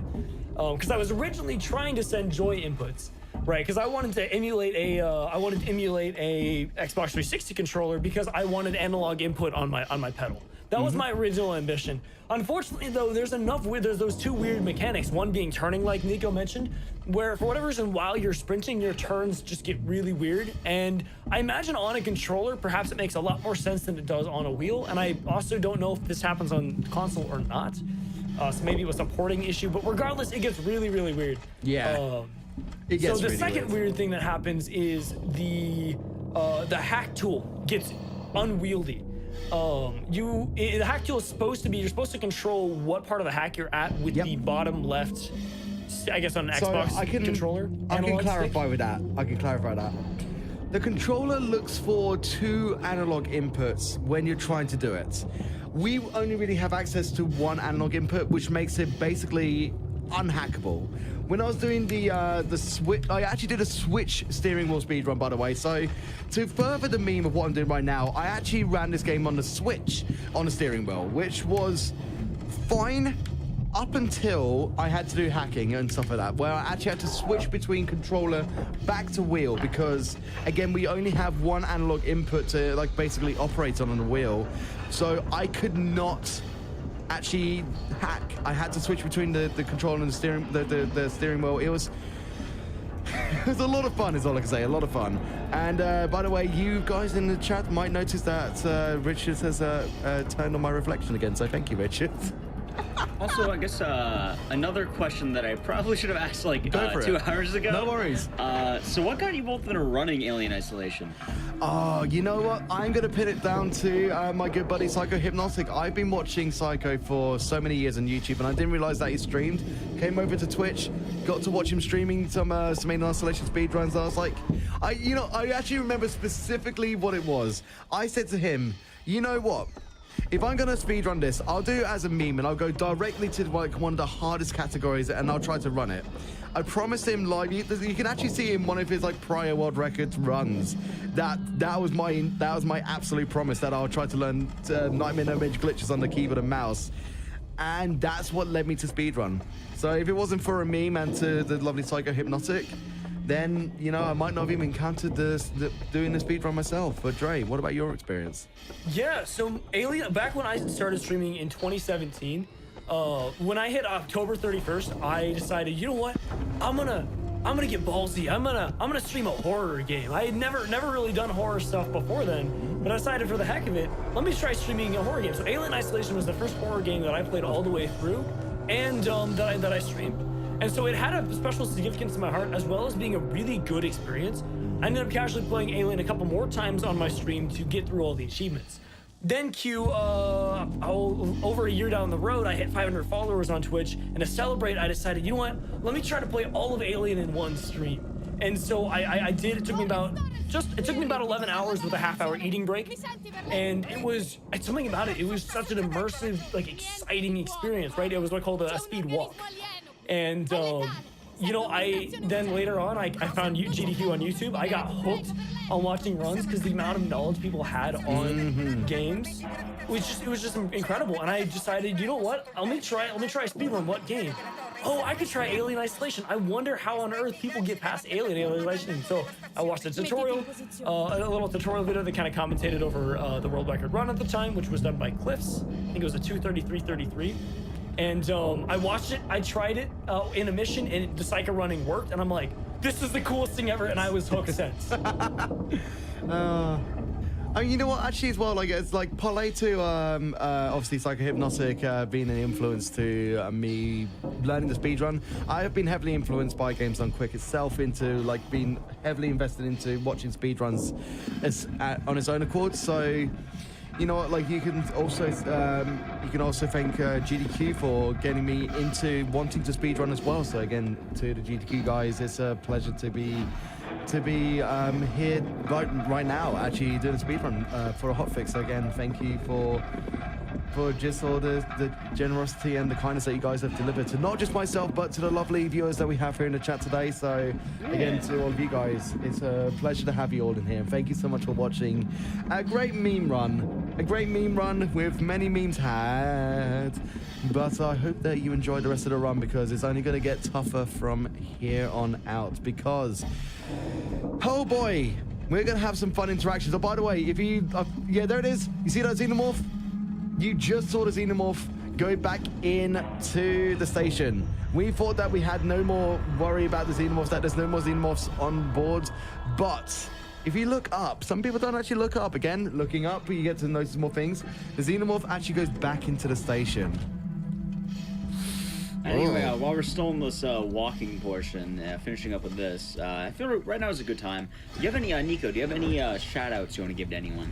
Absolutely. So, straight up to the Alien Isolation Discord community and to all the other speedrunners, like they're a very, very welcoming bunch and have an amazing amount of knowledge about this game. And some of the newer runners as well, like coming in blinding right now. So, shout outs to like Psychohypnotic, shout outs to Infomaster, Knowles. Oh, goodness me, there's so many people I need to name off. Definitely Carax, because you watched. Yeah, Carax as well. Yeah. Carax is obviously the newest world record holder for Nightmare No Major Glitches, so he knows his stuff. So I'll be watching his world record run, so thanks to him. To Twitchy, to Wildfire, just so many lovely people. Yeah. All right, here we go. So let's hope if he up vents, that means that we killed everybody. So we didn't kill everybody, unfortunately. That's all right. This section here uses a similar trick to that of Mission 14, which is Steve can't get into this room. He can't open that door. So as soon as he tries to get to us, and he realizes he can't, he's gonna look for a vent. Doesn't matter what we do, we can actually walk on his tail right there, and he won't kill us. He'll still be like, no, I'm going to the vent. I want to get to you. I mentioned earlier as well, it is technically possible to glitch the game and kill the alien, and that's one of the rooms you can do it, because there is no vent in that room for him to get to. So the thing about that is that we didn't kill everyone, but we killed one. We just had one human remaining, which isn't too bad, because that meant that we could just have sprinted the rest of the way without any fear of like being hit by the revolver bullets or anything. So that was actually not too bad. Now comes for the worrying bit. Hopefully we have killed all of the revolver guys. So here we go. I'm not gonna save because it might mess up patterns and stuff. I'm just gonna make sure I have my flamethrower ready. You got this. Here we go.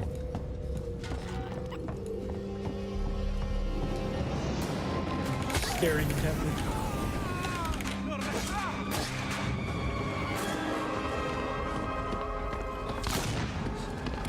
That should be enough to have the xenomorph alerted to those humans. So I think we did that first try. Yep. Nice. That was so desperate to watch. I don't have a... What was that, sorry?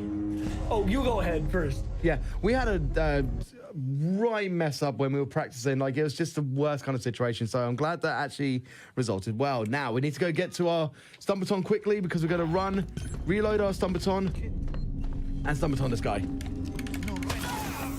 Nice, nice. Oh, okay, he's shot. We'll see how this goes. I have to say, that 16 was intense for me to watch. I don't have Nikoheart's audio. So I didn't have it on there, so I did not, I was not able to hear what was going on. I was just like sitting intensely like, I hope Steve isn't behind us. Yeah. Okay, so right now, I hear nothing. So I think we might be in some kind of clear. Here's hoping, because like we want to be as silent as we can in this section, because that'll make it just more, like a lot easier for us to be, like, to breeze through here. Is that like, it's Mission 17 is one of my most hated missions because it can get very, very spicy. He does seem to be rattling around up there, but I think it might be okay. Yeah, if you didn't aggro him, he'll usually stay up here until the hugger room. Yeah. So let's see how this goes. I'll save when we get closer to the hugger room, and if all goes well, we might not even have him drop. So let's see what goes on, shall we? Let's see what goes on. Yeah. Okay. Sure. Save. Safety save. You can dance. Save. You can dance. Everybody look at your pants. That's my version of the lyrics, by the way. Wait, what if anyway. I'm not wearing pants? We could talk offline about that. That's not the intent. That's not the intended weapon for that. Yeah. Oh, I mean, it works. Those Should we do really it as a cool if it meme? works. Should we do it as a meme? See if we can actually. Give it we one got more another shot. summerton, shall we? Give it one more shot. Yeah, let's do one more shot. If not, then we'll get to the flamethrower. Do the proper way. Okay, so we'll go to the flamethrower. I did it too late there. Basically, if you stump it on it, it will be the most silent, and then there'll be no drop regardless. So it was worth a shot. I haven't practiced that in a long time, so it was worth at least trying, wasn't it? It wasn't 100% a meme. There is a bit of benefit to it, but not one that you. That. Oh yeah, just kill him with your jack too. That works. No problemo. Or that. Frienderino. Or that. All right. Yeah, that works.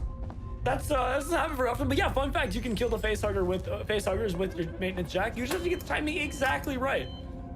So right now, what I'll do is I might as well craft a med kit. Dude, your loot is insane. Look at that. I know. What is going on right now? Shall we craft another let's see if we can look out for any ethanol. Pipe bomb? Damn, I probably should have actually. That's fine. Let's get a med kit now. Yeah, definitely heal up. I recommend that. Yeah. Is there anything else I need to use right now? I don't think so. I think we're pretty much like all good to go at the moment. Yeah.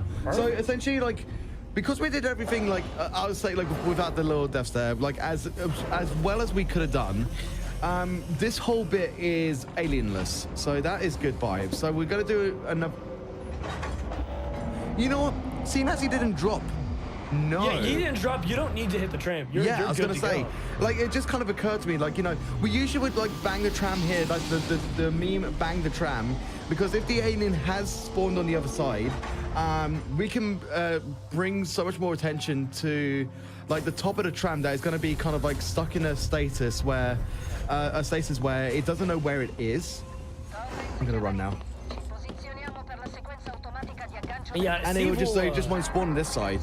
But because like we didn't encounter it at all, meant that we could just literally essentially run to this part here. Right. Now I'm gonna go get a Molotov. Actually no, shotgun first, sorry, shotgun. I am gonna safety save here as well. You might as well safety save too. Might as well. Thank you. Mission 17 is the mission of many safety saves. Yep.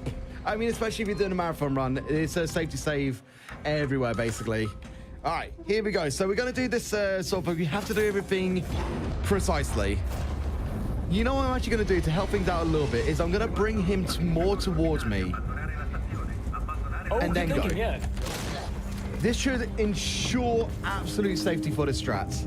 So we are going to go get we're going to get a flamethrower in just a second.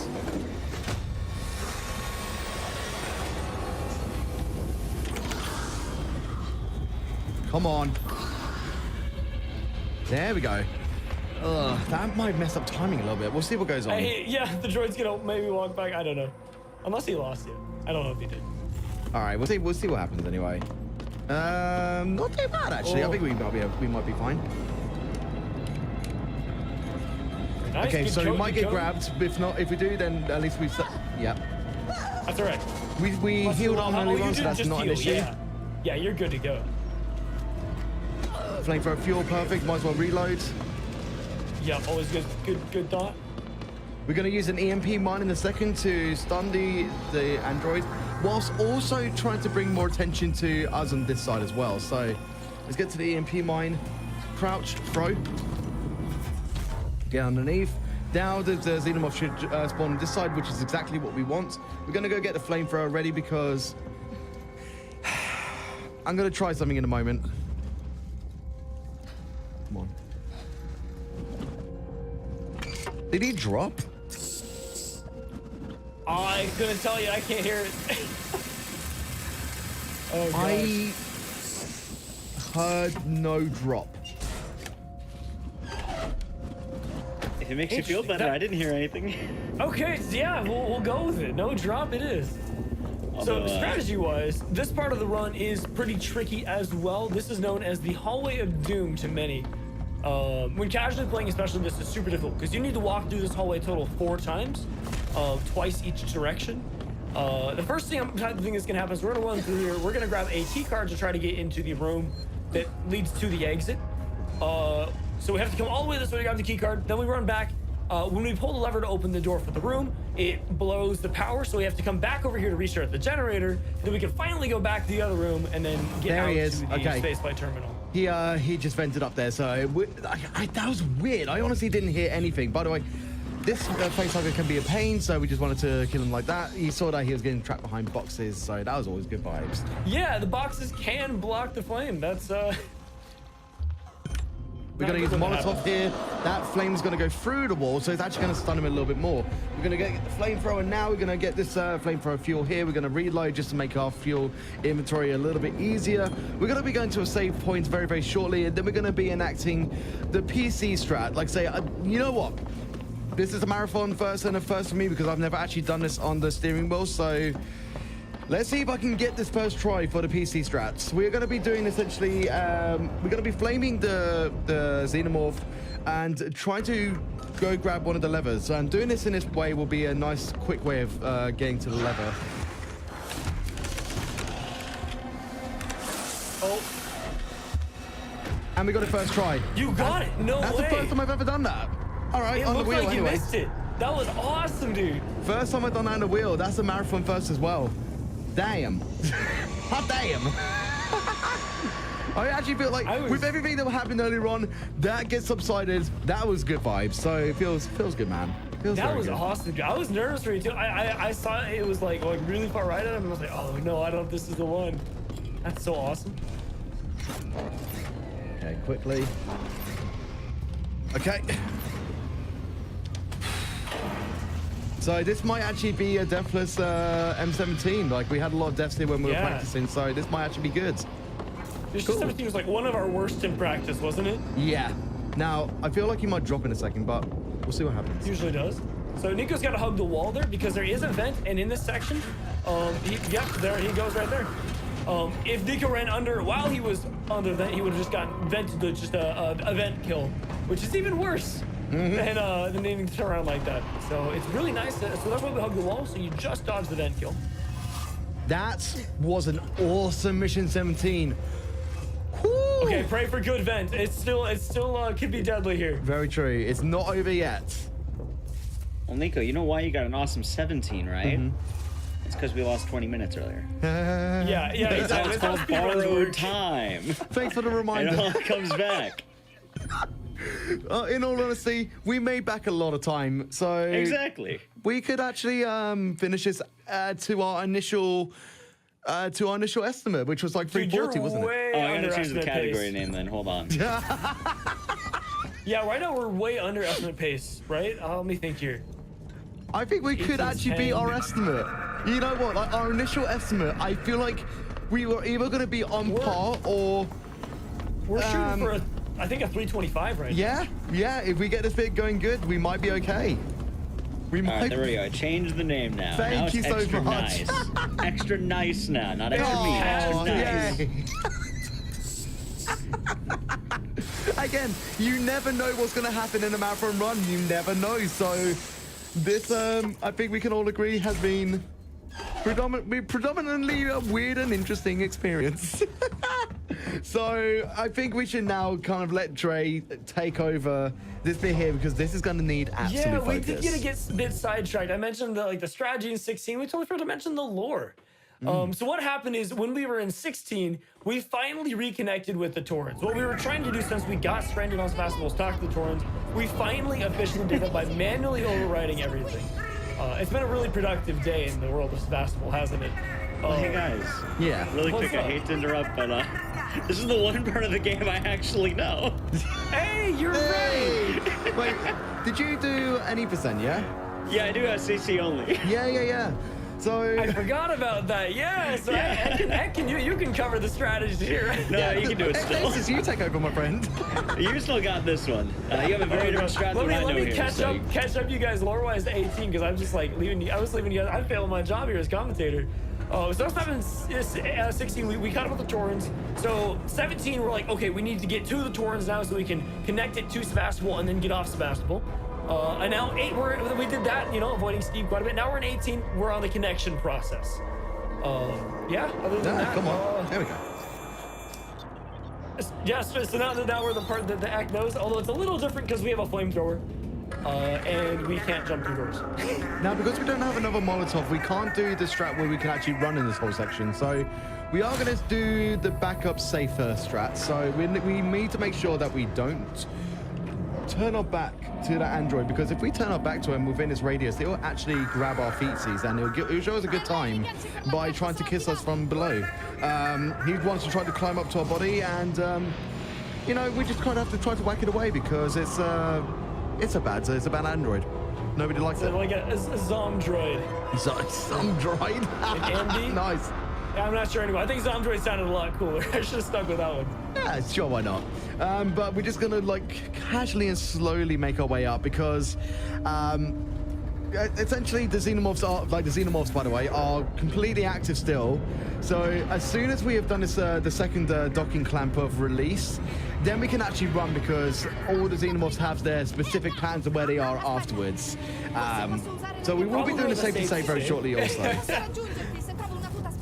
My duty is lore and safety save reminders, I think. Pretty much, yeah. Okay, so here we go, because this part can be stressful as well. I'm going to reload quickly. And let's go. This is what we have to do. We have to turn around, not get hit by the tail. 1, 2, 3. Up we go. Xenomorph is going to be at the bottom and it's going to try to confront us. So we're going to do 1, 2, 3 at it as well.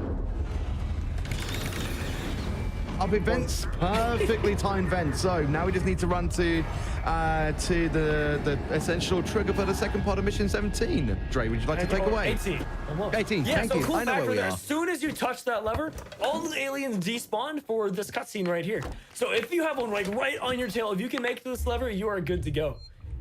Which is a nice fact for speedrunning when they like to be super active, right? You're quite literally fighting multiple Steves at the same time, and yeah. So now Ripley just still can't get a break.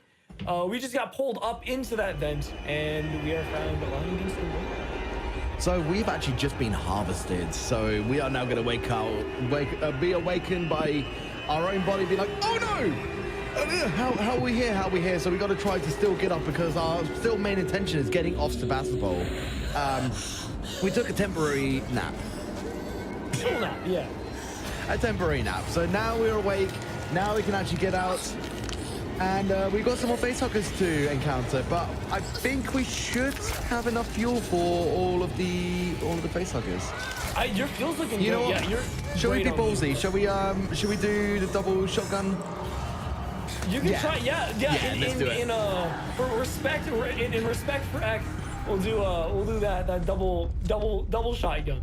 Okay, so this is what you have to do for the CC only strats, and I'm sure Igdices has done this a few times. You have to turn around, horrible. go to here, aim for both of them. Okay, so that didn't work unfortunately because they were too far apart. So we're going to give it one more shot before we turn over to the flamethrower. Again, that can always happen, especially in Nightmare. Again, the facehuggers RNG and the AI can be even more fierce than normal. So again, we're going to give it one more shot. For this reason, I don't run CC only. Yep. Again, it can be very unfair in Nightmare. So we're going to do it one more time. And You were a little slow getting in there. sounds cool. All right, thank you, game. Thank you. Okie dokie, let's do that again, shall we? That caught me off guard there for a second. Yeah, that egg starts starts opening up, so you got to get through the hole like pretty quickly. But usually it's not too bad. Oh, there we go. Nice. Nice. It's actually good because you're really low in flamethrower fuel too. Exactly. So we'll get this one as well. Whee! There we go. GG. Nice. I love the way they just explode. Like they don't, like, you know, get shotgun shells. They just we kind of got like 20. I'll save the last flamethrower fuel. And they pop like a balloon. We'll save the last flamethrower fuel for the very last two, or you know what? We might even have to do the rest on guns. Oh, come my on. gosh! Remember when we talked about jinxing the run? Well, there goes our 325 pace. Yeah, no, we'll be fine. We'll be fine still. So it's not a stress. It's not a worry. No worries. We'll get about like 330 at least, maybe. Than intended, and so. I mean, we've only got 20 flamethrower left, so we should probably be a bit more conservative. Oh, come on! Like, it's always at the end that likes to troll me. I mean, this was our practice runs as well. Yeah. I just want to say, I apologize. I think I jinxed it. It's okay. I'll forgive you this time, Eric. Only this time. We're doing this in honor of Exice's experience with CC only. Yeah, there we go. There's a reason, there's a rhyme. And we're going to do it this time. It's only your honor. Oh, come. I swear. I do declare that these facehuggers are just mean. You do have 5 shells. You could do the safer version. I mean, I probably could. Wait, shells? I mean, yeah, true. I wasn't sure what you meant there for a second. Oh, that's all right. Why now? Why now? Here we got it to again. Okay, come on. There we go. There we go. That's fine. That's fine. Yay. All right. You know, I'll get to revolve for this one. I'm gonna be ballsy. Good thinking. Oh, nice, easy. What a ballsy shot! Very nice work. Ooh. That felt fun. That felt fun. I'll tell you that. All right, let's do this again with the revolver. I died. Oh, you took damage from the blood. Everything that can go wrong is going wrong you about right the now. acid blood, man. Let's do it again. Gosh dang it, Nico. Hey, I want to say right now, though, we have a new record for me jinxing. I think this beats the Enigma one I talked about earlier. Next time, I want to say I jinxed a runner so bad. I'm just internally squealing over here. Yeah, it's right. We're still under the original estimate, so that's fine. We'll be fine. This is fine. This is absolutely fine. Oh, so I could reload the estimate. That's right. We actually did reload the estimate. There we go. Yeah, it's all good. It's all good. Back to normal. So now if we take some acid splash, then we won't take too much damage. That's absolutely fine. This is fine. We weren't even in range. That's absolutely fine. I was so worried you were gonna miss that one. You had. I'm sure you would have had some faith in me. Come on now, Trey. Well, I had the faith. Just my stomach didn't. Oh, okay. I'm gonna throw another flare just for the sake of it. So we're actually doing an animation cancel right here. Basically, two xenomorphs would drop. But if there is a flare, or if you come out of the animation of the cutscene and then shoot immediately, then the xenomorph that would drop in front of you won't drop at all. So we can actually get through it in a good space of time, basically. Yeah, so that's exactly awesome. what happened, is that the xenomorph didn't drop. We just ran by because the other xenomorph is in its animation phase and it isn't out to hunt us. So we got nicely there. All right, here we go. Now there's going to be an autosave coming up very shortly, so we won't have to worry about the facehuggers anymore, except we got two more facehuggers that we have to encounter. Two more. Any flame of fuel? Nope. Okay. Do you think we can kill them with 20 fuel? It is possible, because the shortest burst you can do uses 10 fuel. Shall we try it? If you use like 15 and 5, you might as well try it. Yeah, why not? Sure, why not? So what Nico's doing right there as well, he's exploiting the level geometry to skip that train sequence. So that train is supposed to almost hit you. You're supposed to have to duck down into it. But yeah, if you hug the wall there, you actually can run right past. And then, of course, we have another tram, too. I'm glad that we're getting back to estimate. That makes me happy, especially after our practice run. Dude, I was telling you, you were redeeming it hard. Yeah. And it was awesome. Again, the game was a troll to me firsthand. It wasn't human input. Well, most of it was. But anyway, the earlier parts wasn't. Okay, so let's get. So we got a autosave here. Let's see how the RNG treats us, shall we? For sure, for sure.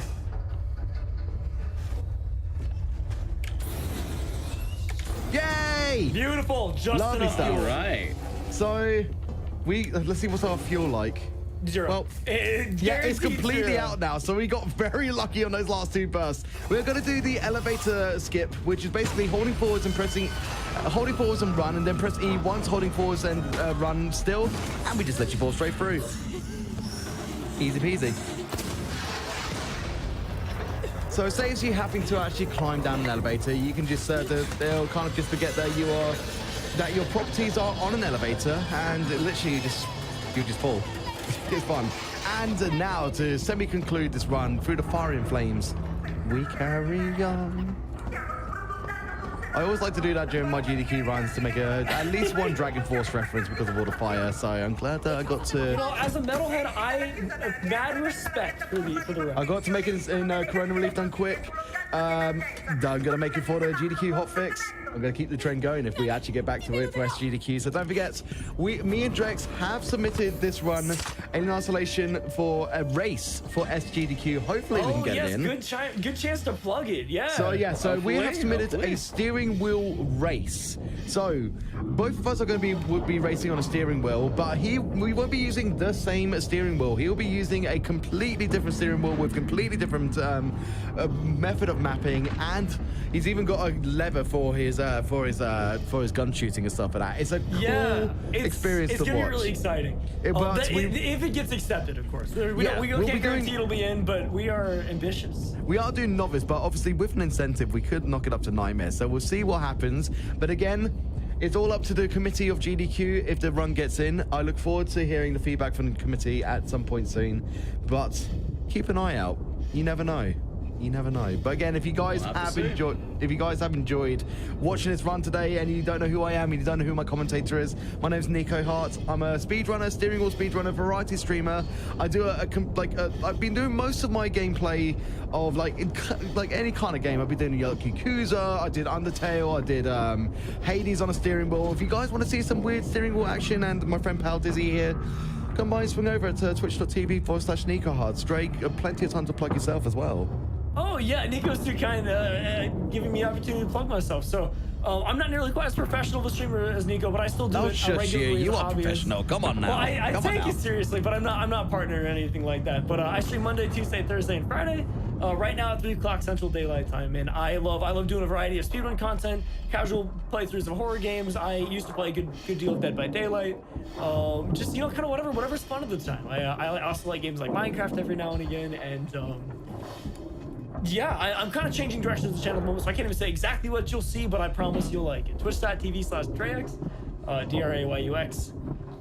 Yeah, it's up to you if you want to check it out, but greatly appreciated if you do. So we're going to be trying to do a strategy which is extremely hard on a steering wheel, which is double pins. Double pins is easy on a mouse and keyboard, but on a steering wheel it is not easy. So if we can get at least one, that is some straight up hog, and I want to see the claps because there's a whole setup. But essentially what is happening right now is we're trying to undock the Torrens from Sebastopol so that we can actually get out of here. But you know, it's not going to be that hard, easy of a situation, because we might come face to face with some xenomorphs in a moment. But I need your prayers and I need your blessings in the chats, because here's where double pins happens. Nico, my guy, you got this. Double pins. I'm calling it already.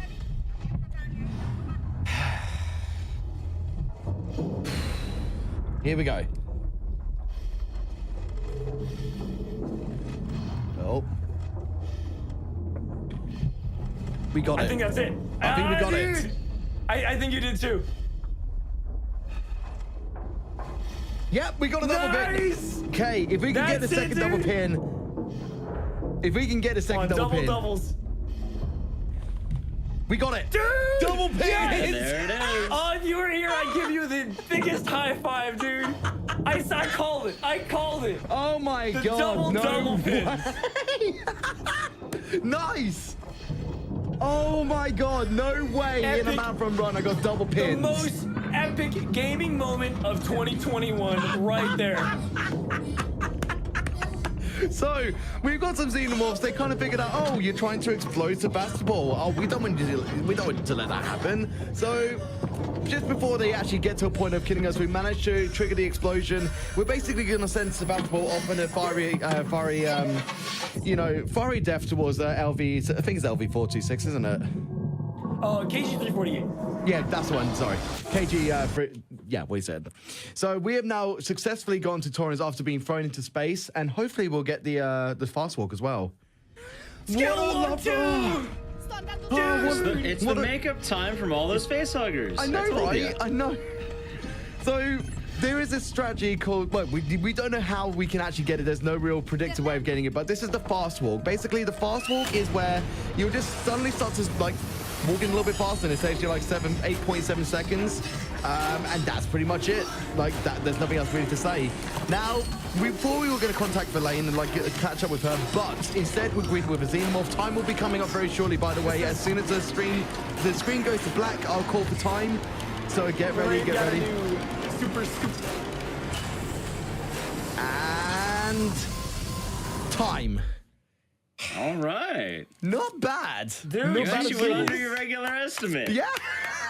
Yeah, that was awesome. That would have been perfect for Remember the at the original beginning of the original run when estimate. you, like... It went well. You picked it up very well. Very proud. Dude, Nico, without mission 2, you would have got a new world record. Yeah, I know. So this gives me more opportunity to maybe run it tomorrow and see if I can get that world record next time. That it does. Speaking of which, so Nico, I know we've said it a few times during the run, but if anyone wants to find you, where can they find you? They can find me at twitch.tv/Nikoheart. After I have managed to snooze for a little bit, because it is currently 6:49 a.m., I do need to get to bed immediately. I will try to do a stream for tomorrow with some Alien Isolation on the steering wheel. Try to do Nightmare No Major Glitches on the wheel. See if we can get a world record tomorrow, because this run proved otherwise with all of the stressors in between. We could, like, if there wasn't the M2 issues, we probably could get world records. So I'm going to see what I can do tomorrow. But if you guys have enjoyed myself, please go follow myself at Nikoheart, twitch.tv/Nikoheart. And again, my lovely and wonderful commentator, Drex, please take some time to talk for yourself as well, man, yeah?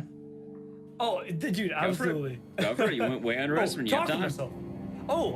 Yeah, I guess as Nico said, I stream as well.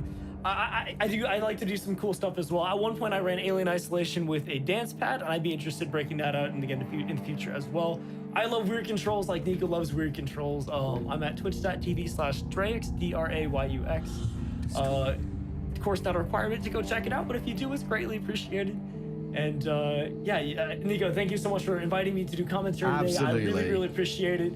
And Dice, thank you for being here. Richard, thank you so much for all the work on the tech and the fantastic effects on Nico's face. The car behind the green screen, and then Steve behind that. Just is honestly artwork, and I think it goes really underappreciated 99.9% of the time. Well, again, thank you for both being here. Thank you, Dustin, for having me on, buddy. Thank you so much. And again, GDQ, thank you for having us on and considering us. And just thank you, seriously, everyone, for being here in the chat today as well. You guys are legends. All right. Well, I do believe that that wraps it up for this week's show. It was a fun time. Before we go, do you have anything else you both want to add? I could probably add a little something that I'm working on. So I did mention earlier on about my new peripheral that I will be including into future streams after I come back properly on May the 10th, which is the Ultra Racer 64, which is basically it's sort of like a little peripheral that you'd normally use for racing games on the Nintendo 64 for more precision. Expect Super Mario 64 on the Ultra Racer 64 at some point at the end of May. Oh, hey, there you go. I tried it out. It works perfectly. So we're gonna do 120 star. All right. Well, that being said, I do want to thank you all for watching and enjoying us for another week of Speedruns from the Crypt. I don't know if the camera's on me yet, but if it is, you can see our little friend here who is giving Nico a little bit of trouble. he's a nice guy. He's a nice guy, but don't worry, we made friends. He's no longer clutching at half my face here during the run. As always, though, we'll be back in about 2 weeks with more spooky games. So if you like it, feel free to check us out here on Twitch. We're here every other Wednesday, and we'll be back in a couple of weeks. And I think the next game that we do is going to be back to some of the origins of horror in a sense. As well, if you want any information on the shows, for one, all of our Hotfix shows have information on gamesdonequick.com/hotfix, and you can find information about any of the Hotfix shows. As well, tomorrow is going to be the first step, starting around 7 p.m. EST, and that'll be It Takes Two with Hobbs and Keys. As well, if you just want more information on Speedruns from the Crypt, you can either just go to the Hotfix channels, or you can check me out at my own Twitch channel, twitch.tv/icdices, or even Twitter, where very often I end up kind of giving hints to what episodes we end up having, and we'd love to have you there. Anyway, hope you have a good rest of the day and or night, and stay safe and spooky. We're also going to be finding someone to raid, so feel free to join us for that. But anyway, have a great night, everybody!